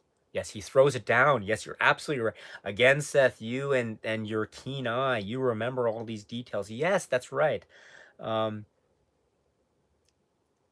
Erwin says, I would have done the same if I got offered Smirnoff in my shot glass. Pretty gross stuff. I don't drink. I don't drink vodka, so I'm not a connoisseur. So I'm not sure. I'm not that strong of a drinker. But let's see. Damfool says Paris interestingly stays loyal to her husband. Yes, for the most part, and gets killed for it. Yes, yes, that's a very interesting point. So this is one of the things where I think there is some really interesting possibility as to what the Paris Elliot Carver relationship is and was. You're absolutely right. Um, let's see. Um, As Damfool says, yes, Paris being the old flame and the wife of the villain is coincidental. Yes, a little bit too coincidental for me. Yes, I am the author of all your pain. Yes, we'll get to that.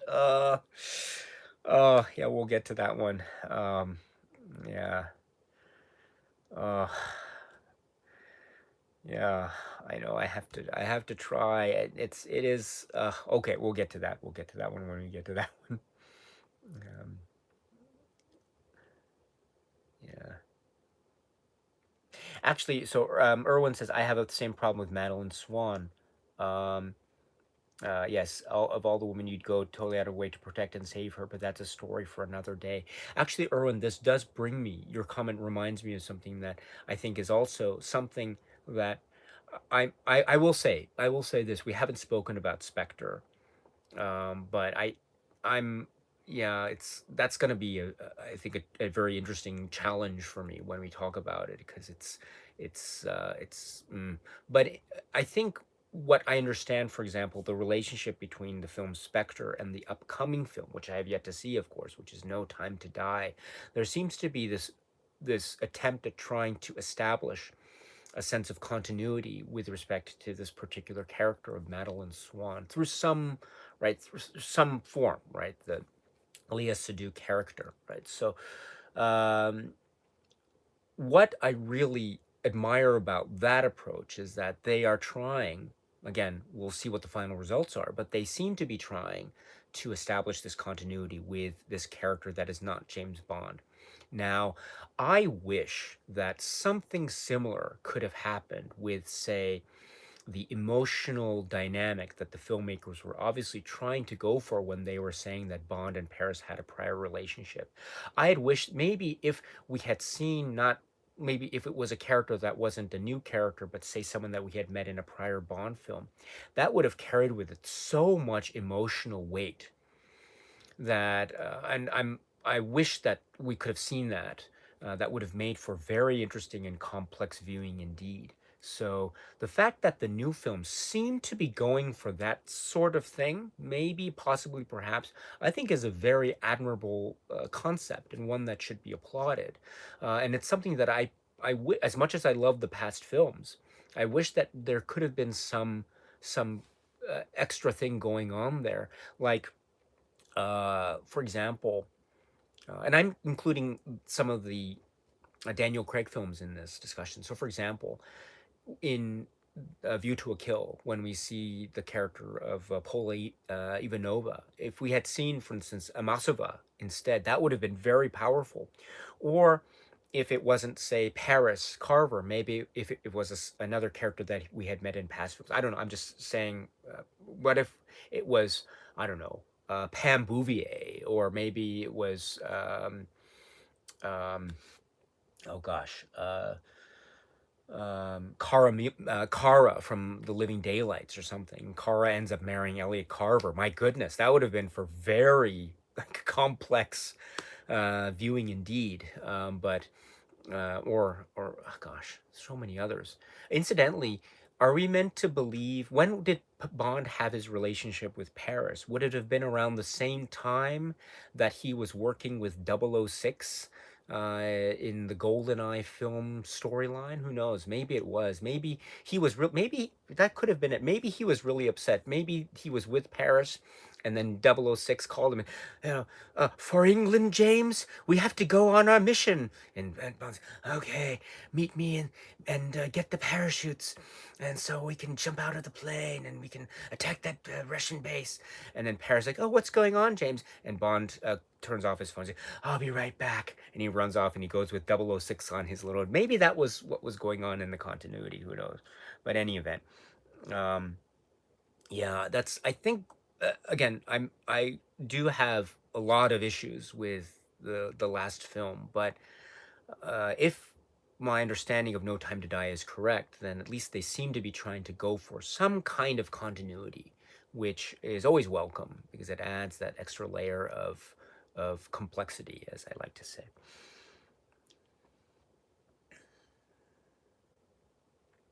Marco is here. Hello, greetings from Italy. It's nice to see you, Marco. Um, sort of scrolling down here.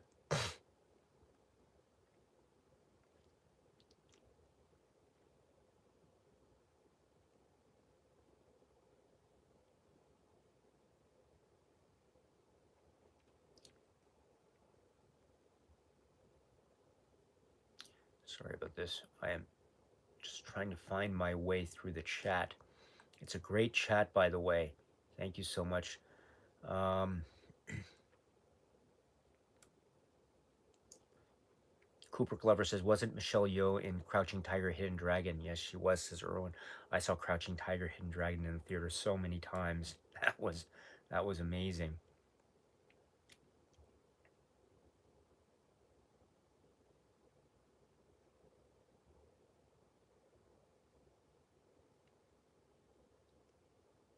Damn Fool says Stamper has a reverse pleasure and pain centers. He feels no pain, instead he gets pleasure. This became Renard's no pain in the next film. Yes, that's a very interesting way of putting it. Of course, we know why, what the mechanism is that triggers Renard's no pain mechanism. Although there is a moment where I mentioned it in that live stream where it looks like he does feel pain when he's like you think when he gets punched by Bond you wouldn't register that. But anyway, um, let's see. Yeah, the jump. Damn fools, the jump was real. Are you referring to the jump? That was it. What is it called? The Halo jump from the airplane.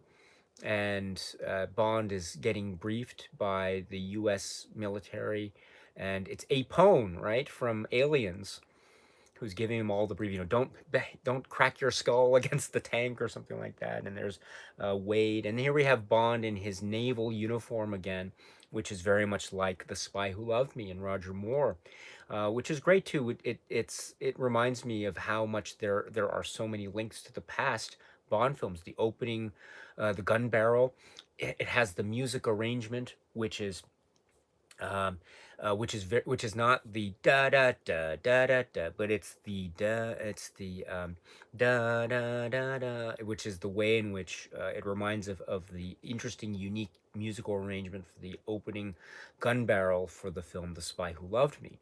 And then you have elements which are, let's say, skydiving. So the skydiving scene reminds us, excuse me, of past skydiving scenes, saying The Living Daylights, Moonraker. Although Moonraker wasn't officially well, it is skydiving, but what I mean is a planned skydive with a parachute at the beginning. Um, um, the stealth boat in this film, Tomorrow Never Dies, is a little bit like the Leparis in The Spy Who Loved Me, and Elliot Carver is this megalomaniacal figure, very much like a Stromberg or a Drax, or even, say, Zorin, although Zorn's plan wasn't necessarily about causing a war, whereas Stromberg's plan was, and Drax's plan was, well, actually not Drax, actually more Stromberg, less Drax. Stromberg was all about causing a nuclear war. And so here we have causing or trying to cause a war between these two governments by Carver's actions. So there's very much a Stromberg-Carver link.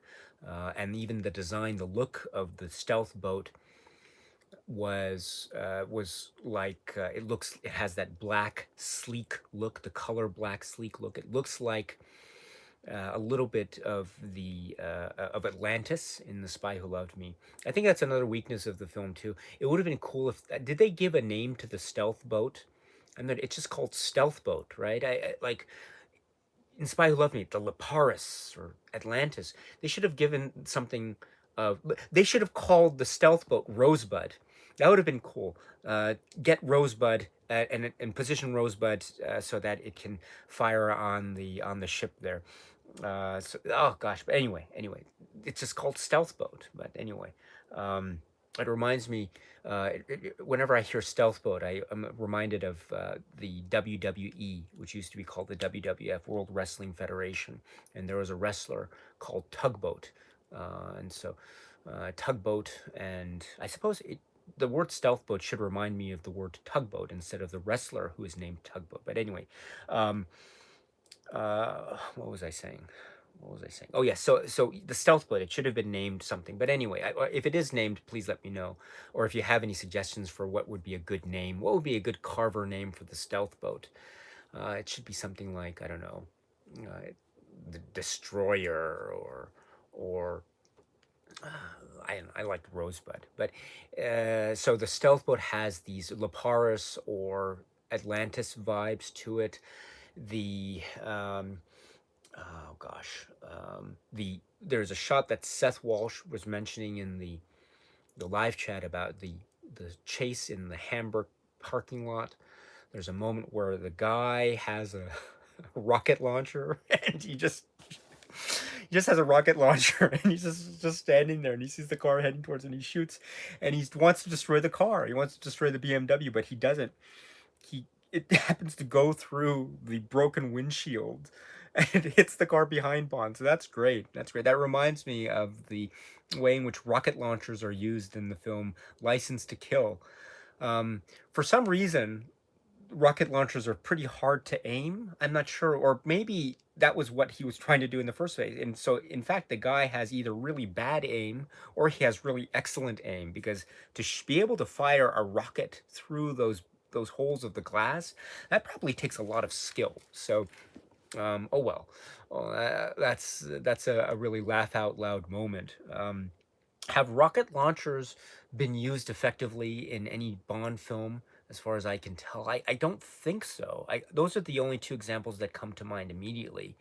License to Kill in this film. But if there are any other examples of a rocket launcher used effectively, that's great. I suppose there's the well, okay, it's the same film, License to Kill, when the rocket goes through the wing of the plane that Pam Bouvier is flying, but it doesn't make the plane explode. It just causes a little hole to go through the wing there. But we'll talk about License to Kill when we get to that. I can't wait to talk about License to Kill, by the way.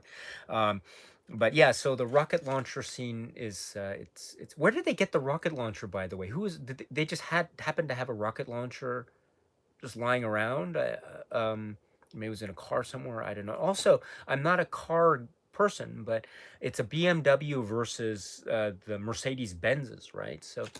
Um, uh, so I don't know if that's any kind of maybe inside joke for people who are into cars, but oh, well, it's great. And also, I should say too that speaking of links to the past, I think one of the most exciting things about this car chase in Tomorrow Never Dies was the fact that it really fulfills the promise that was given to us, but was never really quite fulfilled in the film Goldeneye. If you remember, we saw Goldeneye and we saw this new car. It was, I think in that film, it was the BMW Roadster. It was a different model car, but it was still a BMW. And we saw all it was the Q and his sandwich and wow, the new car, and Wade's gonna drive it away. Don't fiddle with any of the buttons. But that was it. We never saw what happened to it. So Wade probably, you know, did he do something? I don't know. But anyway, we never saw any car chase thing using the gadgets in that particular film. We did see a little car chase of sorts at the beginning with Onatop, of course, but still, we didn't get the promise. We didn't get the promise fulfilled of the gadgets in the car. We get that here in Tomorrow Never Dies, and I cannot stress enough at the time just how exciting that was, and combined with the music, and to get that promise fulfilled, and you get, as people were saying, Seth included, the little thing about, oh, the little thing pops up in the front and it turns into a little saw and it cuts through the wire, or that cuts through that metal bar there, or the metal wire. It's great too. He got the height right, because if you think that the saw is here, but if the height is off, then it can just go through it. It won't even cut anything. So he was able to get the height as well correct. Perfect, perfect. And you've got the spikes that go through, and you've got the rockets. The rockets apparently don't do anything though, because as I said earlier, they can't destroy that metal door. And so props to the person who designed that metal door, and it flies through.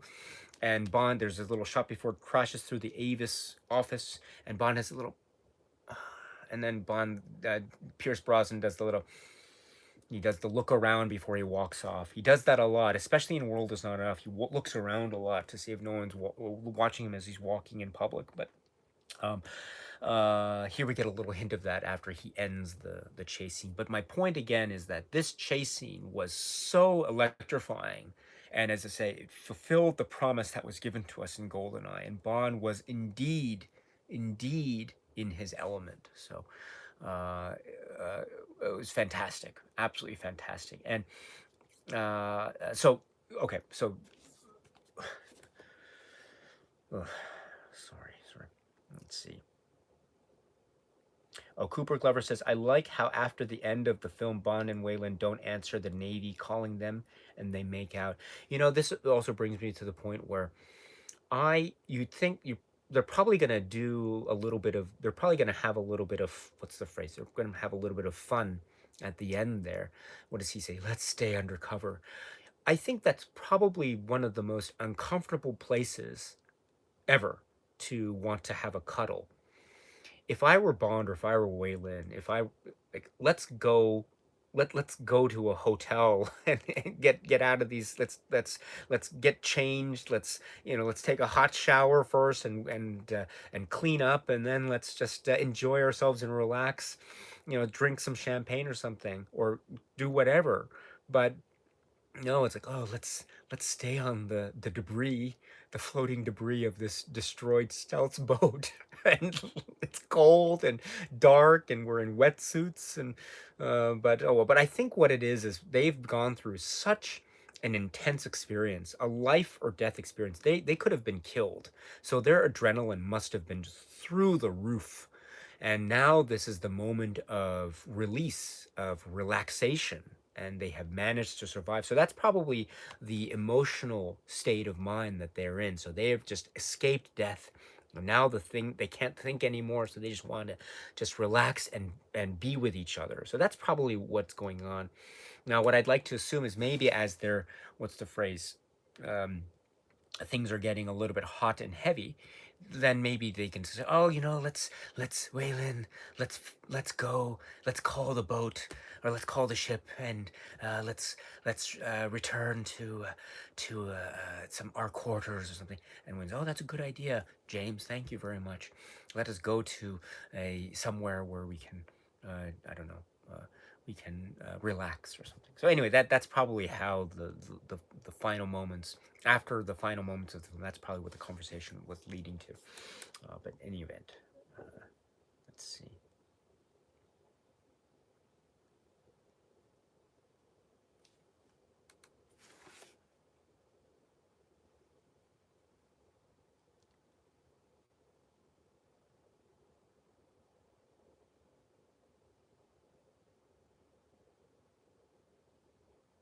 Sorry, just scrolling down here.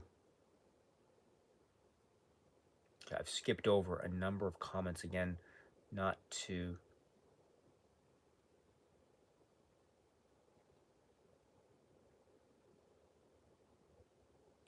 Okay.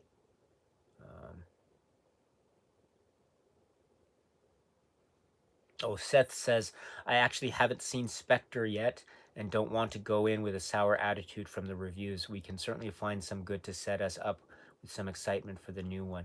Yes, I want to encourage you to watch Spectre. Please do. And I I look forward to the discussion. I think for anything, for anyone who is enthusiastic about the film, I want to hear the reasons, and it'll help me. It's always helpful for me if I hear other people's enthusiasm, and that will probably help me to see where I can try to become more enthusiastic about it. But of course, also with Spectre, that is the film of the Bond series that I have seen the least because of the fact that it was released most recently. So so I still have to work with it.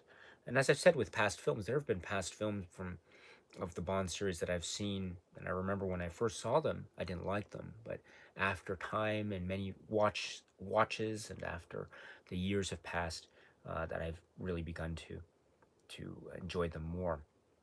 Damien is here. Hello. Mike Pre-Code Fan is here. Hello. Into Gray is here. Hello. Um, I'm sorry, I'm skipping through a lot of the chat. I'm so sorry. Um, let's see. Oh, Damn Fool says yes. The rocket launcher guy who does the side cartwheel out of the way. Yes, yes.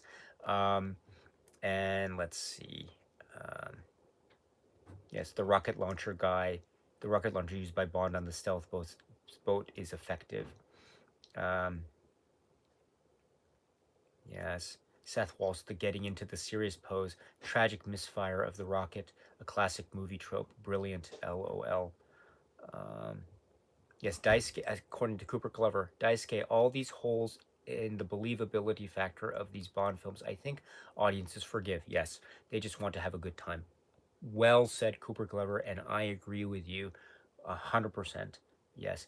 Irwin says, the carving knife would have been a cool name for the stealth boat. Ooh! The carving knife. Wow. Oh, that's interesting. Oh, I like that. Yes. Damn fool. Yes, they made sure to have a big chase because Z3 and G GoldenEye had a chase cut for time and budget. And Zyrother has the poll next. Thank you. Thank you so much. 5 bags of popcorn is here. Hello. Um, while let's before I forget, I just want to mention a couple more things. So the first thing is the pre-titles. The pre-title sequence I thought was a very interesting one. I spoke about the links to Bond's past. There are some cues, some music cues that are taken directly from the film From Russia with Love. The da da da da da da da da da that is used, that is taken, that is a direct quote from Russia with Love, and the opening titles, the instrumental music cue from that film of the song From Russia with Love opens with this da da da da da da da da da, this ta ta ta ta ta motif, and that's used when Bond attacks one of the guards after giving him a light for the cigarette, and he says "filthy habit." So this is a new change for Bond in this modern era. Bond does not smoke, and in fact, Bond is thinks it's a filthy habit. He didn't some years back, right? He smoked in For Your Eyes, not For Your Eyes Only. He smoked in You Only Live Twice in a very memorable way. He's captured. Oh, Bond, everything's gonna be destroyed. Well, if I'm gonna have to watch, may I smoke? Yes. Bam, boom, boom, boom, boom, boom, boom, boom, boom. Ninjas come in. So so now it's a Bond for the 90s, and so Bond does not smoke, and in fact he thinks it's a filthy habit, although he has a lighter, and it's a lighter that is equipped with some kind of mechanism. I think it's a grenade or something like that. And also remember, I like the bit later in the film when he gives one of the guards when they're attacking Wei Lin in Vietnam. One of the guards is standing outside, and Bond walks towards him, and the guard is having a smoke, but he needs a light, and Bond's like reaching for a light, and he's like, "That's great." But so that pre-titles and that quote from Russia with Love, that's undeniable, and it has elements of also GoldenEye, the previous film, in terms of escaping with a plane. Whenever there's a plane and Bond tries to, lift off at the last minute. It's a great lift off. I think for me, if I think of three films with lift off sequences and close-ups of Bond's face during liftoff of a plane, there's this, there's GoldenEye, and there's The Living Daylights with the Hercules. So I think if I had to rank them, I think for me, number three would be Pierce Brosnan in Tomorrow Never Dies. He very calmly, relatively speaking, is able to lift off before the rocket or the missile blows up the entire place, and he goes through the flame and then he emerges through. It reminds me a lot also of License to Kill, this moment where the plane goes through the fireball, much like some of the vehicles in that film, License to go through fireballs. But that's number three in terms of the Bond face close up of Bond during liftoff of an airplane. So that's number three. Number two is probably Goldeneye, when he's holding on and he's trying to bring the plane up after it's falling. It's not really liftoff, I guess. It's a plane in midair, and he goes through and he's trying to bring it up. But that can count. So he's like got a close up of his face and he's trying to hold on. He's shaking. That's number two. Number one for me though is Living Daylights and the Hercules. He's trying to lift off, and Kara's like, Kara, oh my goodness. And he's like, oh, the plane's coming down here, and the plane has to lift off. And he's just shaking. Oh, I've got to get the plane up. And he goes up. That's great stuff. And so that's probably for me number one. But it's a great pre-titles, and we get a little bit of Gupta and the encoder, which is this what is it? It's like, is that an encoder, or it's I don't see a lot of encoding. It's just this random numbers. It's like that thing of, what is it? This is how many hours have passed since something something, I suppose. And it's in this nice little red case that you can put in your pocket. So and then Gupta, and we've mentioned him. It's a really great character, Ricky Jay, right? So it's a great character. It reminds me a lot of the performance of it has a kind of a Wint and Kid type of low key vibe to it, which I think is really quite effective. And he's a very clever character in terms of surveillance and listening in on the conversation between Paris and Bond and the Hamburg launch party. Tell me, James, do you still sleep with a gun under your pillow? And there's a lot of background noise, and and he understands it's Gupta's law of anomalies. If it's too good to be true, it is, which makes him believe that Bond is not a banker, but he's a double agent, or not. He's not a double agent. He's not a banker, but he's an agent. So a government agent. So Gupta is a very clever character, and he's the key to Carver's plot, because without Gupta, they are not able to, in essence, jam the tracking system, the GPS of the particular warships, which means that the whole point of the crux of Carver's plot is the warships need to be confused about where they actually are. And so if they are confused, if their GPS tracking system is messed up like this, then that means that Carver's able to enact his plan. So Gupta's encoder and his work is essential. I like the bit too where Gupta's talking about you have to move this, what is it, $1 million satellite here, and then Bond just smashes it against the ground there. Great touch. Gosh, so that's the pre-titles. And then the last thing I do want to say is the music. Now, I've mentioned, many people have talked about, I'm talking about the songs. Tomorrow Never Dies, Sheryl Crow, and then Katie Lang's Surrender. Surrender is, of course, I think the classic one, and I think people go to that one, and I hear a lot of comments saying, oh, that should have been the opening titles. And part of me agrees with that. I really love the song Surrender. I spoke a little bit about it the other day. That's a cool song, and the delivery and the lines are great. I have the power to make you surrender. And so it's probably sung from the viewpoint of Elliot Carver, I think. Uh, I'll tease and tantalize with every lie till you are mine. Tomorrow never dies. So what is it? And what does she say? Or the truth is now what I say. I've taken care of yesterday. So it's probably sung, I think, from the viewpoint of Elliot Carver.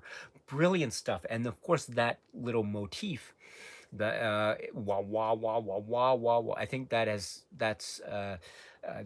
has recollections of John Barry, the the depth of the John Barry score and the wah wah aspect is, I think, very much trying to harken back to this sort of '60s cool jazz vibe that was undeniably part of the John Barry music landscape. So it's a great song. It's a great song, and but I must say that I have a personal connection with "Tomorrow Never Dies," the Sheryl Crow song.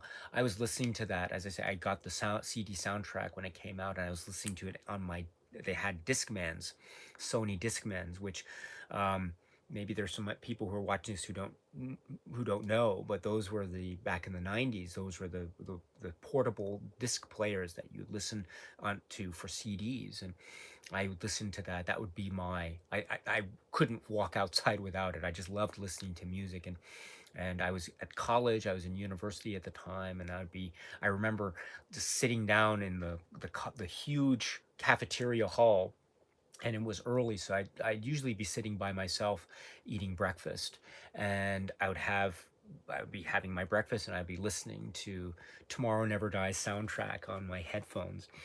And the song I'd be listening to is Sheryl Crow's Tomorrow Never Dies. And I still remember, I have such associations. I think I was going through, I was, as I say, it was 1997. So yeah, I was now I would have been a freshman, although I was still listening to that soundtrack even beyond that. So maybe freshman, sophomore in university, perhaps. And I forget exact, maybe I was going through some like, like heartache or heartbreak or something like that in my life at the time, and I was listening to that song, the Sheryl Crow song "Tomorrow Never Dies" a lot. You know, that happens in life. There's something sad happens, and so for solace, one listens to songs, and hopefully that gets one through the day after a little bit of sadness, or feeling a little bit of feeling blue. And so I was having one of those moments in my life, and so I was listening to Tomorrow Never Dies a lot. And so whenever I watch the film now, and I listen to the Tomorrow Never Dies song, Sheryl Crow, I think of it reminds me of that part of my life. And so I think, oh, this song in ways got me through the blue parts.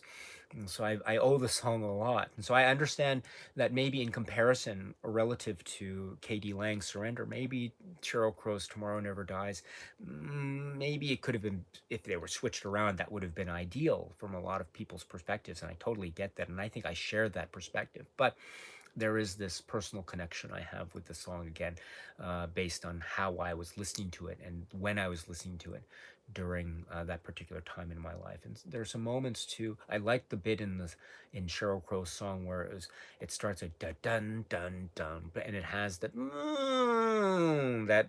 what I don't know what's the strings, the melting sound of the strings, and the camera goes into the jet stream of the plane, and it breaks the glass, and it's Albert R.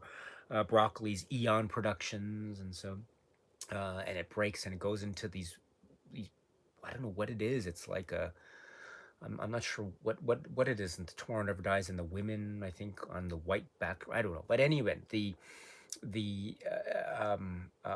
the voice, Sheryl Crow's voice, and there are some moments where she says, there's a moment in the lyric where she says, until that day, until the world falls away, until you say there will be no more goodbyes, I see it in your eyes, tomorrow never dies.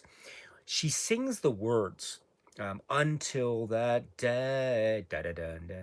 That moment sounds to my ear like she's saying, until I die. And there's a weird way in which the way that she pronounces it sounds like it could be either until that day or until I die. And I think depending on how I interpret what she's saying, it has a different cast or different meaning to those lyrics altogether. I love moments like that in songs. I love it when it's said in a way that it can be interpreted in one of many different ways, and that's one of the strengths of the song, I think. Um, um, and It has that twangy nature. It also reminds me of the type of song beat that I think would become very, very much a part of, say, songs that made. I know it came a little bit later, but it reminds me of some of the way in which, say, like Amy Winehouse songs had a certain way of capturing a beat or percussion, and especially when it gets into the chorus bit of Tomorrow Never Dies. I like that part very much. So I do like the song Tomorrow Never Dies very much, but as I say, I think Katie Lang's Surrender is one of the classics, one of the classics of the Bond song canon, and it should be celebrated to the extent possible because it's probably one of, yeah, if it's up there. And if you had to rank all of the Bond songs, the opening titles and also the closing credits songs, if you had to rank them all, that has to be up there in the top five, definitely. Yeah, yeah, it's that strong. As I say, perhaps for me, the one that is I think for me it's If There Was a Man from The Living Daylights. That's probably that if I had to rank all the Bond songs, the opening themes and then the closing titles where applicable. I think for me number one could be If There Was a Man. Number two, Duran Duran's A View to a Kill. Then Surrender, perhaps. That could be it. So that for me means that beats songs like, say, I don't know, Shirley Bassey's Goldfinger or Diamonds Are Forever. Those are great songs, don't get me wrong, but again, something about that period of time um, just makes those songs, especially If There Was a Man and A View to a Kill, sing to me very much. So um, yeah, I love A View to a Kill. Well, anyway, sorry, I'm just we're talking about Tomorrow Never Dies, not A View to a Kill. So let's see. Um, Now, how are we for time? It's now past 9. It's 9:04 where I am. Let's see. So Zyrother says there is a poll. So the poll, I know the polls. It's not many people maybe in the grand scheme of things, but that's fine. I think one person who votes is better than zero. So even if it's a small number that votes, that's fine with me. It still means that people are deciding. So I'm very happy either way. So let's see what's going on. While I'm waiting for the results of what to discuss next, because as I say, for those of you who are interested, next time let us discuss another Bond film, but I want you, my dear friends, to decide. So please, Zyrother has always provided a poll, so if there's still time left in the poll, I don't know if it's open or closed yet, but if it's still time, if you haven't voted, go to the poll. The link is provided by Zyrother in the chat, and you can vote for what film we can talk about next time. Between you and me, I think I'm going to schedule the next live stream to be next Sunday, so a week from today. I want to keep this going, so I'm in that James Bond type of mood. So let's do this, whatever's decided upon next week. Um, let's see. What's so five? Let's see.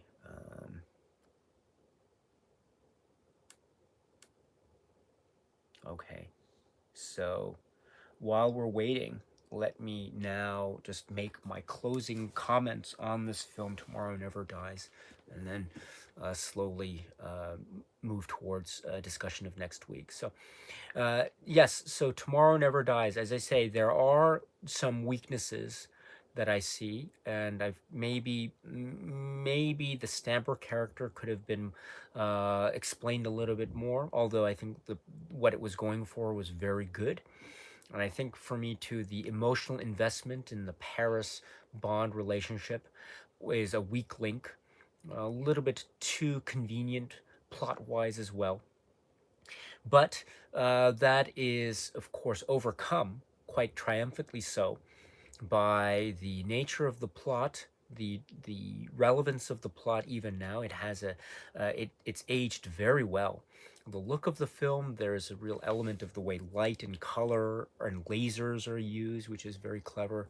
Jonathan Pryce's villain is superb in its over-the-top campiness. Bond and Wei Lin, how their relationship is, the Michelle Yeoh performance is excellent. The set pieces are spectacular. I mentioned two in particular. We get a lot of callbacks. I didn't mention Q directly too, but the Q scene is wonderful. We're back to grumpy Q now. Q was very friendly and affable in GoldenEye. Now he's grumpy and he is a little bit irritated by 007. Um, Grow up, 007. When 007 is showing off his skills at being able to pick up how to drive the remote control with such ease. So that's nice to see that aspect of Q back, and the Pierce Brosnan performance. It continues to be strong, and we have identified a number of great Brosnan isms, like a nibble here, or a chin acting there, or a little and we've seen the running, so we'll see more of that in another Brosnan film which we have yet to discuss, which is called Die Another Day. But for now, we have seen here Brosnan, I think, in his element, having fun, um, and just showing that Bond is Bond. He is also a kid at heart, and but he's also a character that is very, I think, maybe emotionally affected by his relationships. It is a Bond that I think is trying for a lot of things. It's also trying for the light humorous touch, which could be said to be maybe similar to, say, the Roger Moore type of delivery of humor. So it is trying to do many things, but I think the strength of Brosnan's Bond, above all else, what he will be remembered for, what his performance will be remembered for, is these Brosnan isms, and also the way in which I think his Bond is internalizing a lot of the angst and anguish, but trying to hide it and mask it in a way that is very cool and affable, and I think that's very effective. It makes for a really interesting contrast with Timothy Dalton's performance. But Dalton's Bond has a way of not just internalizing pain but externalizing it as well. He's like, if I'm in pain, I'm going to let everyone know, because if I'm angry, I'm going to let everyone know that I am angry. What's great about Dalton, I love that about Dalton, and in Pierce Brosnan's Bond seems to be wanting to mask that or hide that, which is a very interesting psychological profile. So I think we get a hint of that, or not just a strong hint of that here in Tomorrow Never Dies, especially with the Paris relationship. So I understand the concept of it. I just wish that we could have had a little bit more ability to be emotionally invested with it. But still, I understand what it is, because this is part of, I think, what the overall philosophy of Brosnan's outlook on Bond will be, which is this way of the outward and the inward, which is a great way to portray Bond. And indeed, he does a brilliant job. So a Bond for this particular age. Pierce Brosnan in this film, Tomorrow Never Dies. So, yes, Sarother says, Dalton is excellent at murdering balloons. Yes, Schmiertspionem.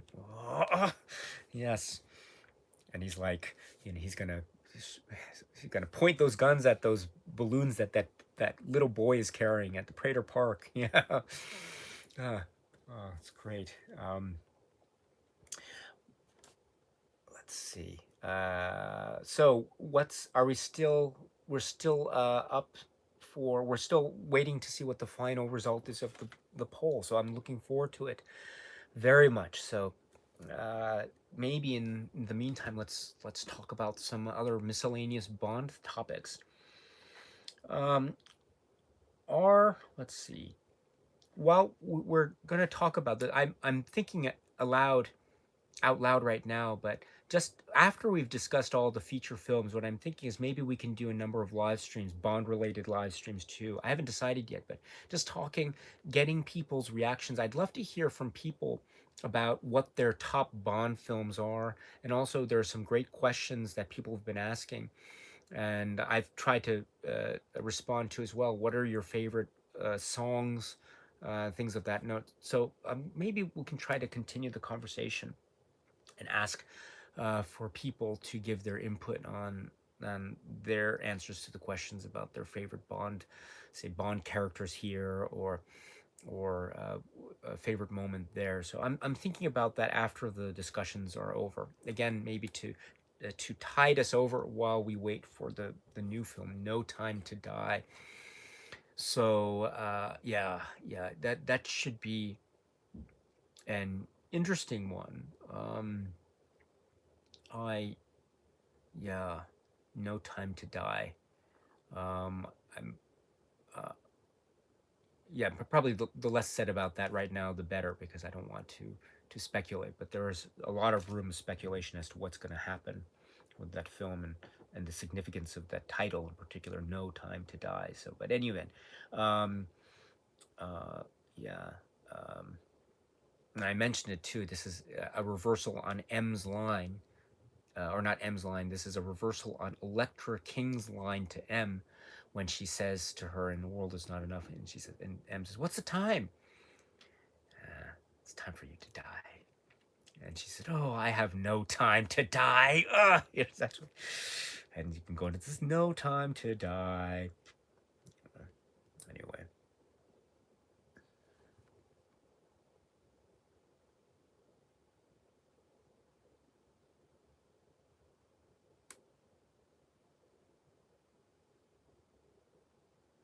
Damien says, really would like to do a discussion on Bond locations that the group or yourself has visited, Daisuke. That's interesting.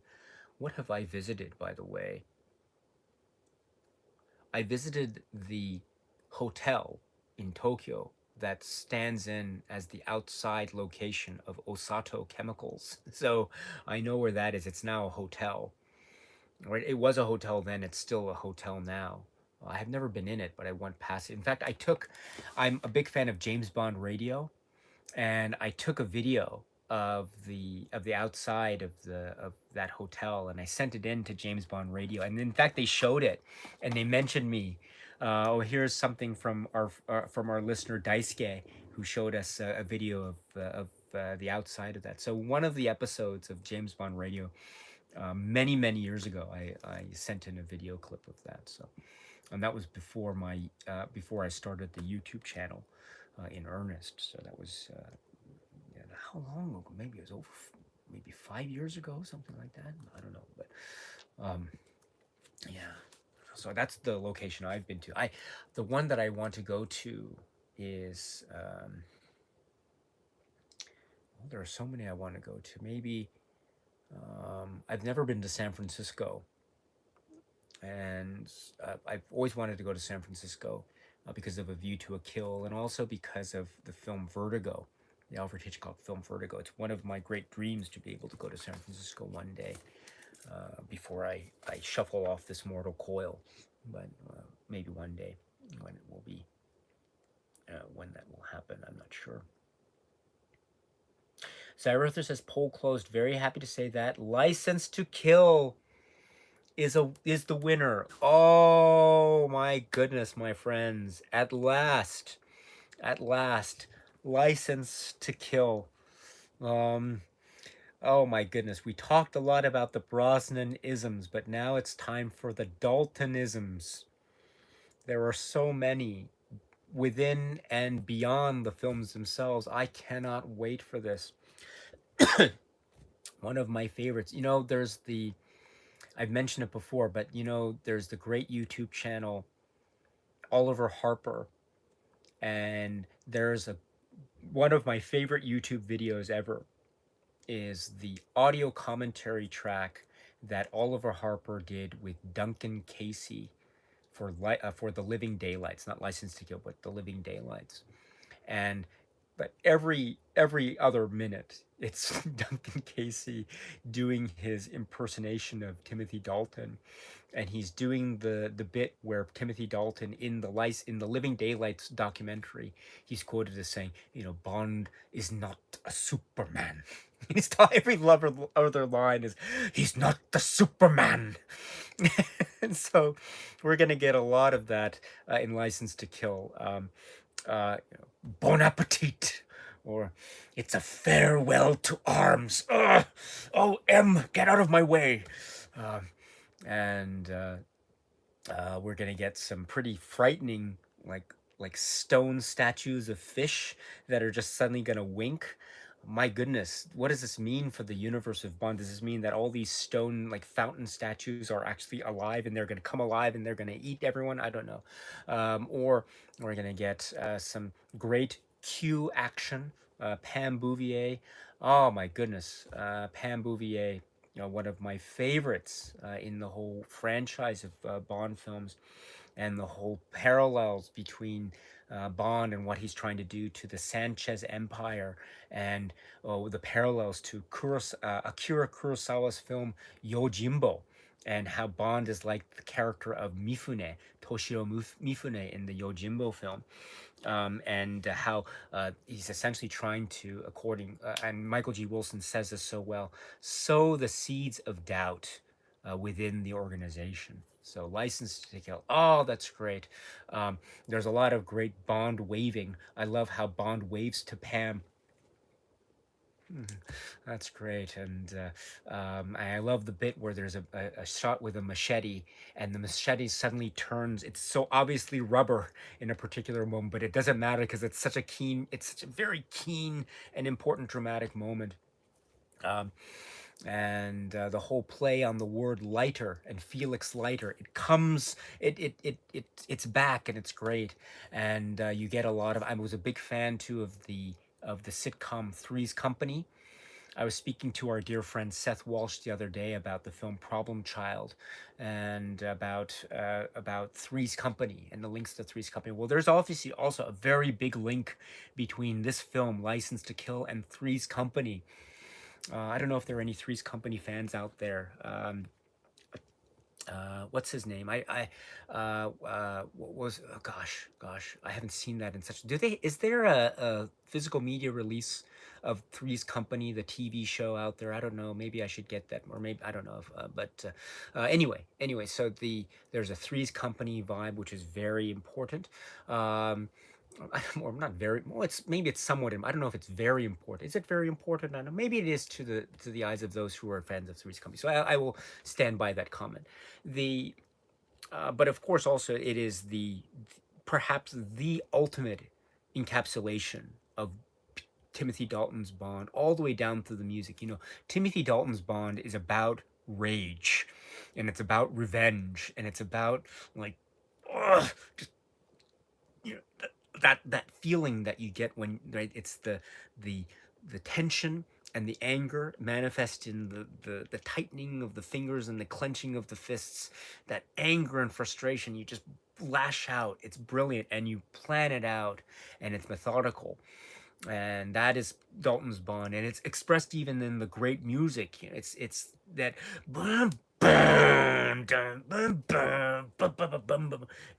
And you have Dario and Sanchez and Crest and all the whole thing. Oh, don't get me started about what happens to Milton Crest.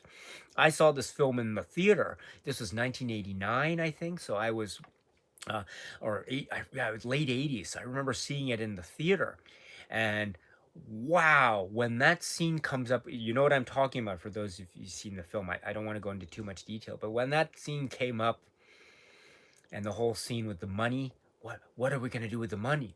Launder it. That scene, I was, I couldn't, and I heard the oh, anyway. So this is going to be a very fun time. I can't wait for this. License to Kill. And I remember too the song. It got so much airtime on the radio. Got a license to kill, and I love how it goes up the register. Go and there's a moment where um, Gladys Knight. I can't understand what there's the bit where it's like it's the bridge. Da da da die bad. Da, da, da, and I think she says, "Is he gonna die in bed? Is he gonna die in bed?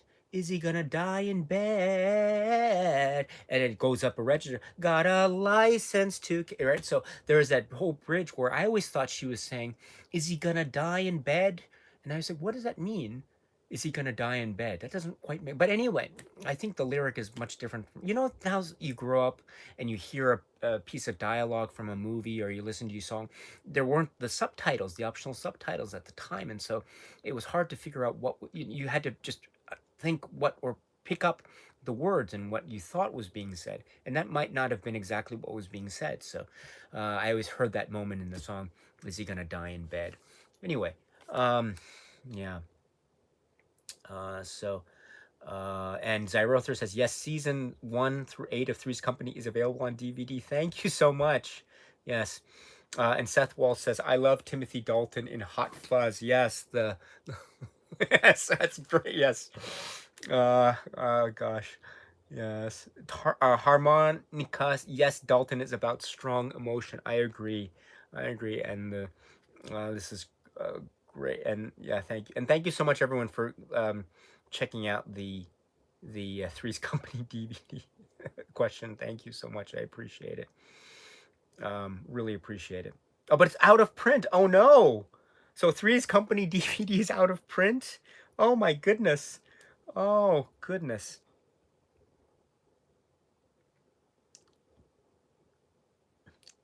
I'm a slasher of prices. That's a hot. Oh, that's a great Timothy Dalton. Timothy Dalton is one of the coolest. Oh, he is so cool. He is so cool. Um, oh, there are so many. Uh, like in this film, let's just say one thing about Timothy Dalton and License to Kill, which I think they really get right. One of the things about the earlier film, The Living Daylights, which could be said to be maybe a not necessarily a fault, but you could tell that some of the moments in The Living Daylights, especially the humorous moments, not all, but some of them were designed, you could tell, to be of a Roger Moore type of era. So whenever he delivers a line, there's a line where he says, "Oh, it's amazing, this modern safety glass." And that feels a little bit forced. In the film Living Daylights. But there are other lines when they're not really jokes, but he delivers them in this double meaning sort of way that makes for really, like, for instance, in the Living Daylights, where he says, he turns to the camera and says, uh, uh, after what happens to Saunders at the Prater Park, and Kara says, "Did you hear?" And he says, "Hear from Yorgie." He turns his face to the camera and says, "Yes, I got the message."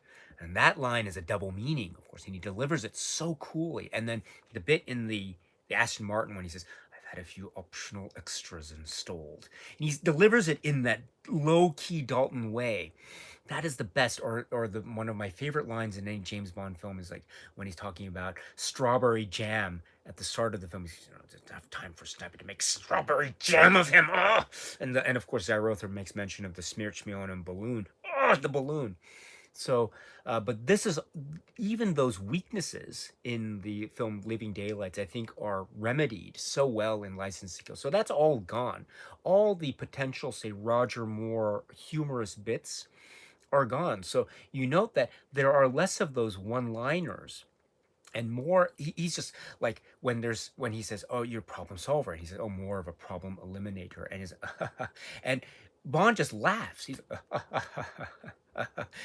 he laughs in places where ordinarily, say, another Bond performance like Sean Connery or Roger Moore would have given back a one-liner witticism.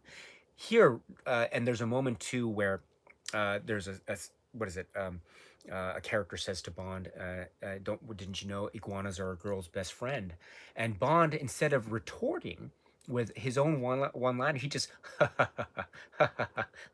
and they laugh and walk away. And so this is where I think the film is giving us more. This is Timothy Dalton's element, and this is Timothy Dalton's James Bond. So I find this to be the great encapsulation of the great representation of the brilliance that is Timothy Dalton in this role, all the way down to the hair. I mean, the hair.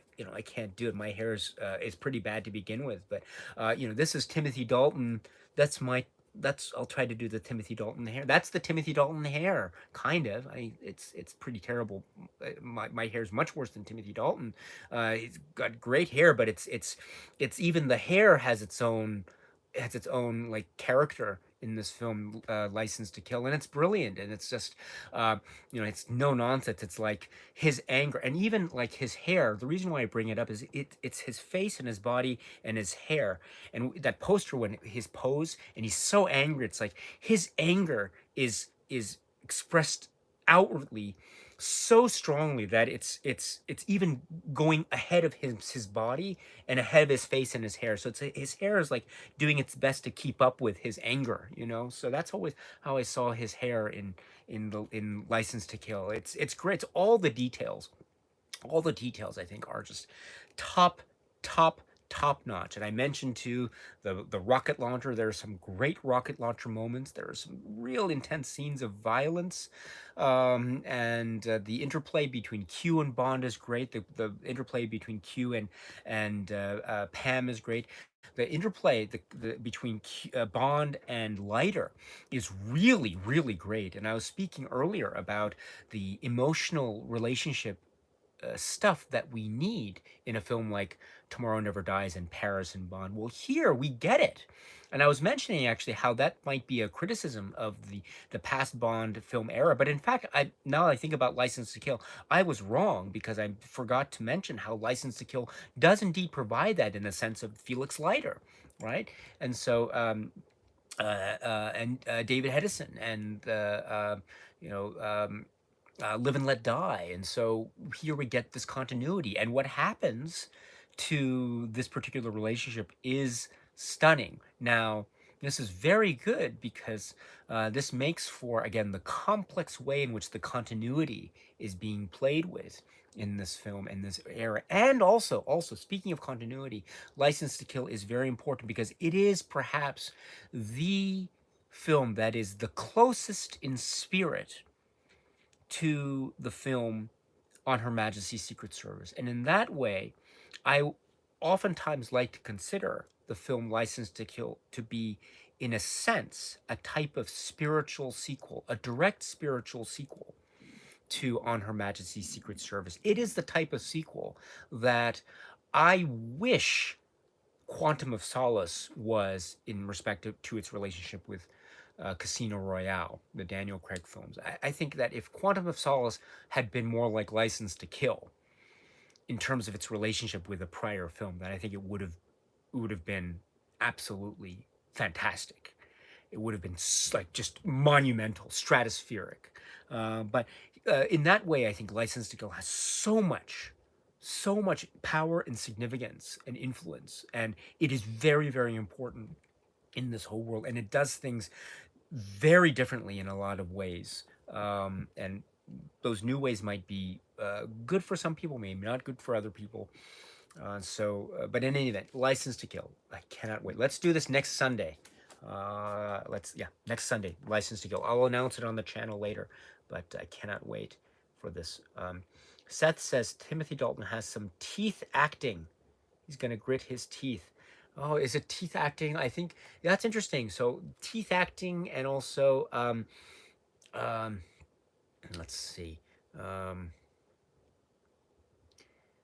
oh gosh, Timothy Dalton. Just when he's angry, just get out of the way because you don't want to be you don't want to be there when Timothy Dalton's Bond is angry, because it's just when he's angry, he's very angry. So.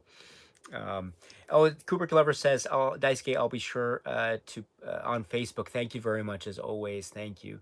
Um, and Vega KVD says, "One of my favorite Bond film movies.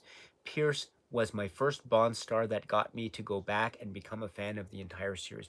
Thank you very much, my friend, for that. So Tomorrow Never Dies. Yes, a great film. Oh yes. Um, so wonderful, wonderful. So. Oh, Damien says he met his Waterloo. Yeah, thank you very much. Talking also about the way that he underdelivers the dialogue in the film The Living Daylights. Well done, yes. And also the other one, you didn't think I'd miss this performance, did you? Um, and there's this there's this really romantic way. Also, Timothy Dalton, we mentioned how he's so angry a lot, and that's part of his charm. But also, I have to say, I've mentioned it before, but I'll say it again: The Living Daylights, and also License to Kill, they have the really romantic moments, very romantic moments, and I think he handles it very well. There's a certain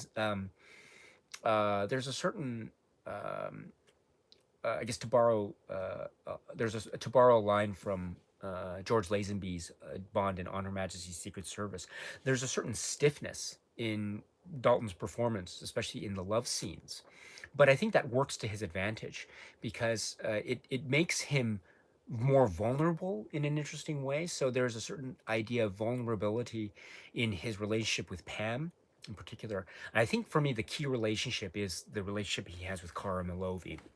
That is one of the most romantic ones in a Bond film that I've come across, and so the that moment with the key ring, um, yeah, what a very romantic moment. I think The Living Daylights is one of the most romantic Bond films. with License to Kill having some really strong romantic elements to it. Um, yeah. Oh, this Kevlar is great. Ah, what a great line. I can't wait. And the whole thing with the swordfish in the bar and um, oh gosh, what is it? Q and his I love, oh gosh, I love Q, and you can see Q's eye line. It's here and it goes off a little bit. It's what a great thing. And he just throws away the broom thing, and he's doing what he is always upset at Bond for doing, which is disrespecting all his equipment. He's like, oh, whatever, great. And I think what this is, in fact, is at the end of Octopussy, Q was really having a good time, and he was the hero, and he saved all the Octopussy's the Magda and the team. And Magda's, oh Q, oh, there's no time, later perhaps. So I think perhaps from this point on, Q was saying to Bond, actually, I kind of like this Bond Bond agent. There are a lot of these extra perks of the job, I suppose, that he's introducing me to. I think from that point on, Bond becomes a friend of his, and so that's why he's maybe this excited and wanting to help Bond in License to Kill. And so the Q role in License to Kill is just brilliant, right? And the line, what does Dalton say? I hope you don't snore, Q. That's right. Q's this he's testing the mattress. It's great. Great stuff. Anyway, I can't wait. I cannot wait. License to Kill. Oh, next Sunday, my friends. Let's do it. I will make an announcement shortly. Okay, so I have to go in about a minute or so. So any last minute comments, please feel free to share them here. Cooper Clever says, I find Honor Majesty's really romantic. Very good point. Yes, yes, I agree. I agree. Damn Fool says, I adore Pam. Yes. Um, yes. Um,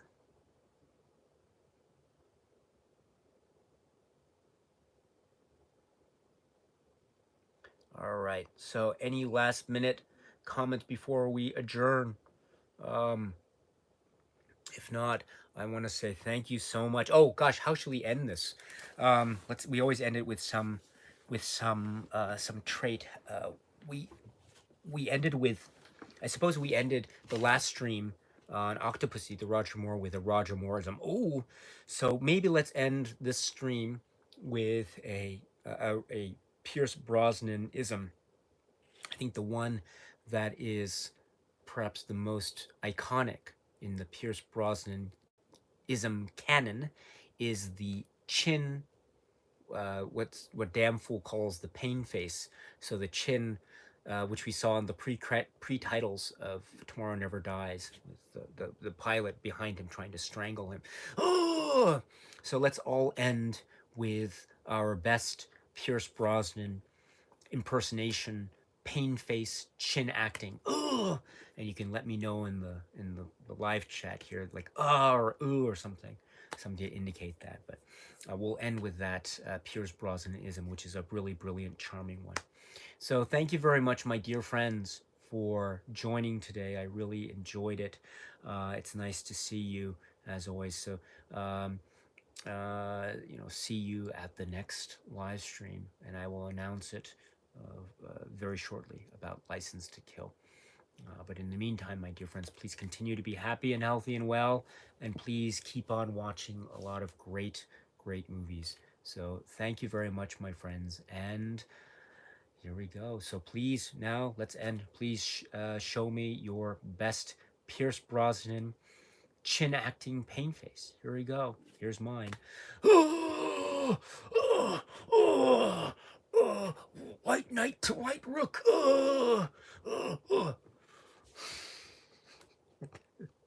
It's terrible. Sorry about that. I'm so sorry. Thank you very much. Thank you. That's what they should have on this DVD, by the way. This is a cool picture, don't get me wrong, but give me a pain face Bond close up. That would sell. I think that would sell. Give me a limited edition, and I'd get one. You know, if you gave it, if they said, give me a limit that you can only have this for a limited time, limited to 500 pressings, steelbook costs, I don't know, $40. I'm there if it shows Pierce Brosnan's pain face. Oh, not, you know, but pain face. The same as the back. Here's the back, by the way. See Pierce Brosnan's picture. It's the cool Bond look, of course. Don't get me wrong, but give me pain face, chin acting Brosnan any day. Oh gosh, if they gave a, if they did a re-release special edition, I'd get it. Oh, thank you very much, my friends. Yes. What's that? Diane Poole says the Brosnan Pain Face Collection box art is the one last. Yes.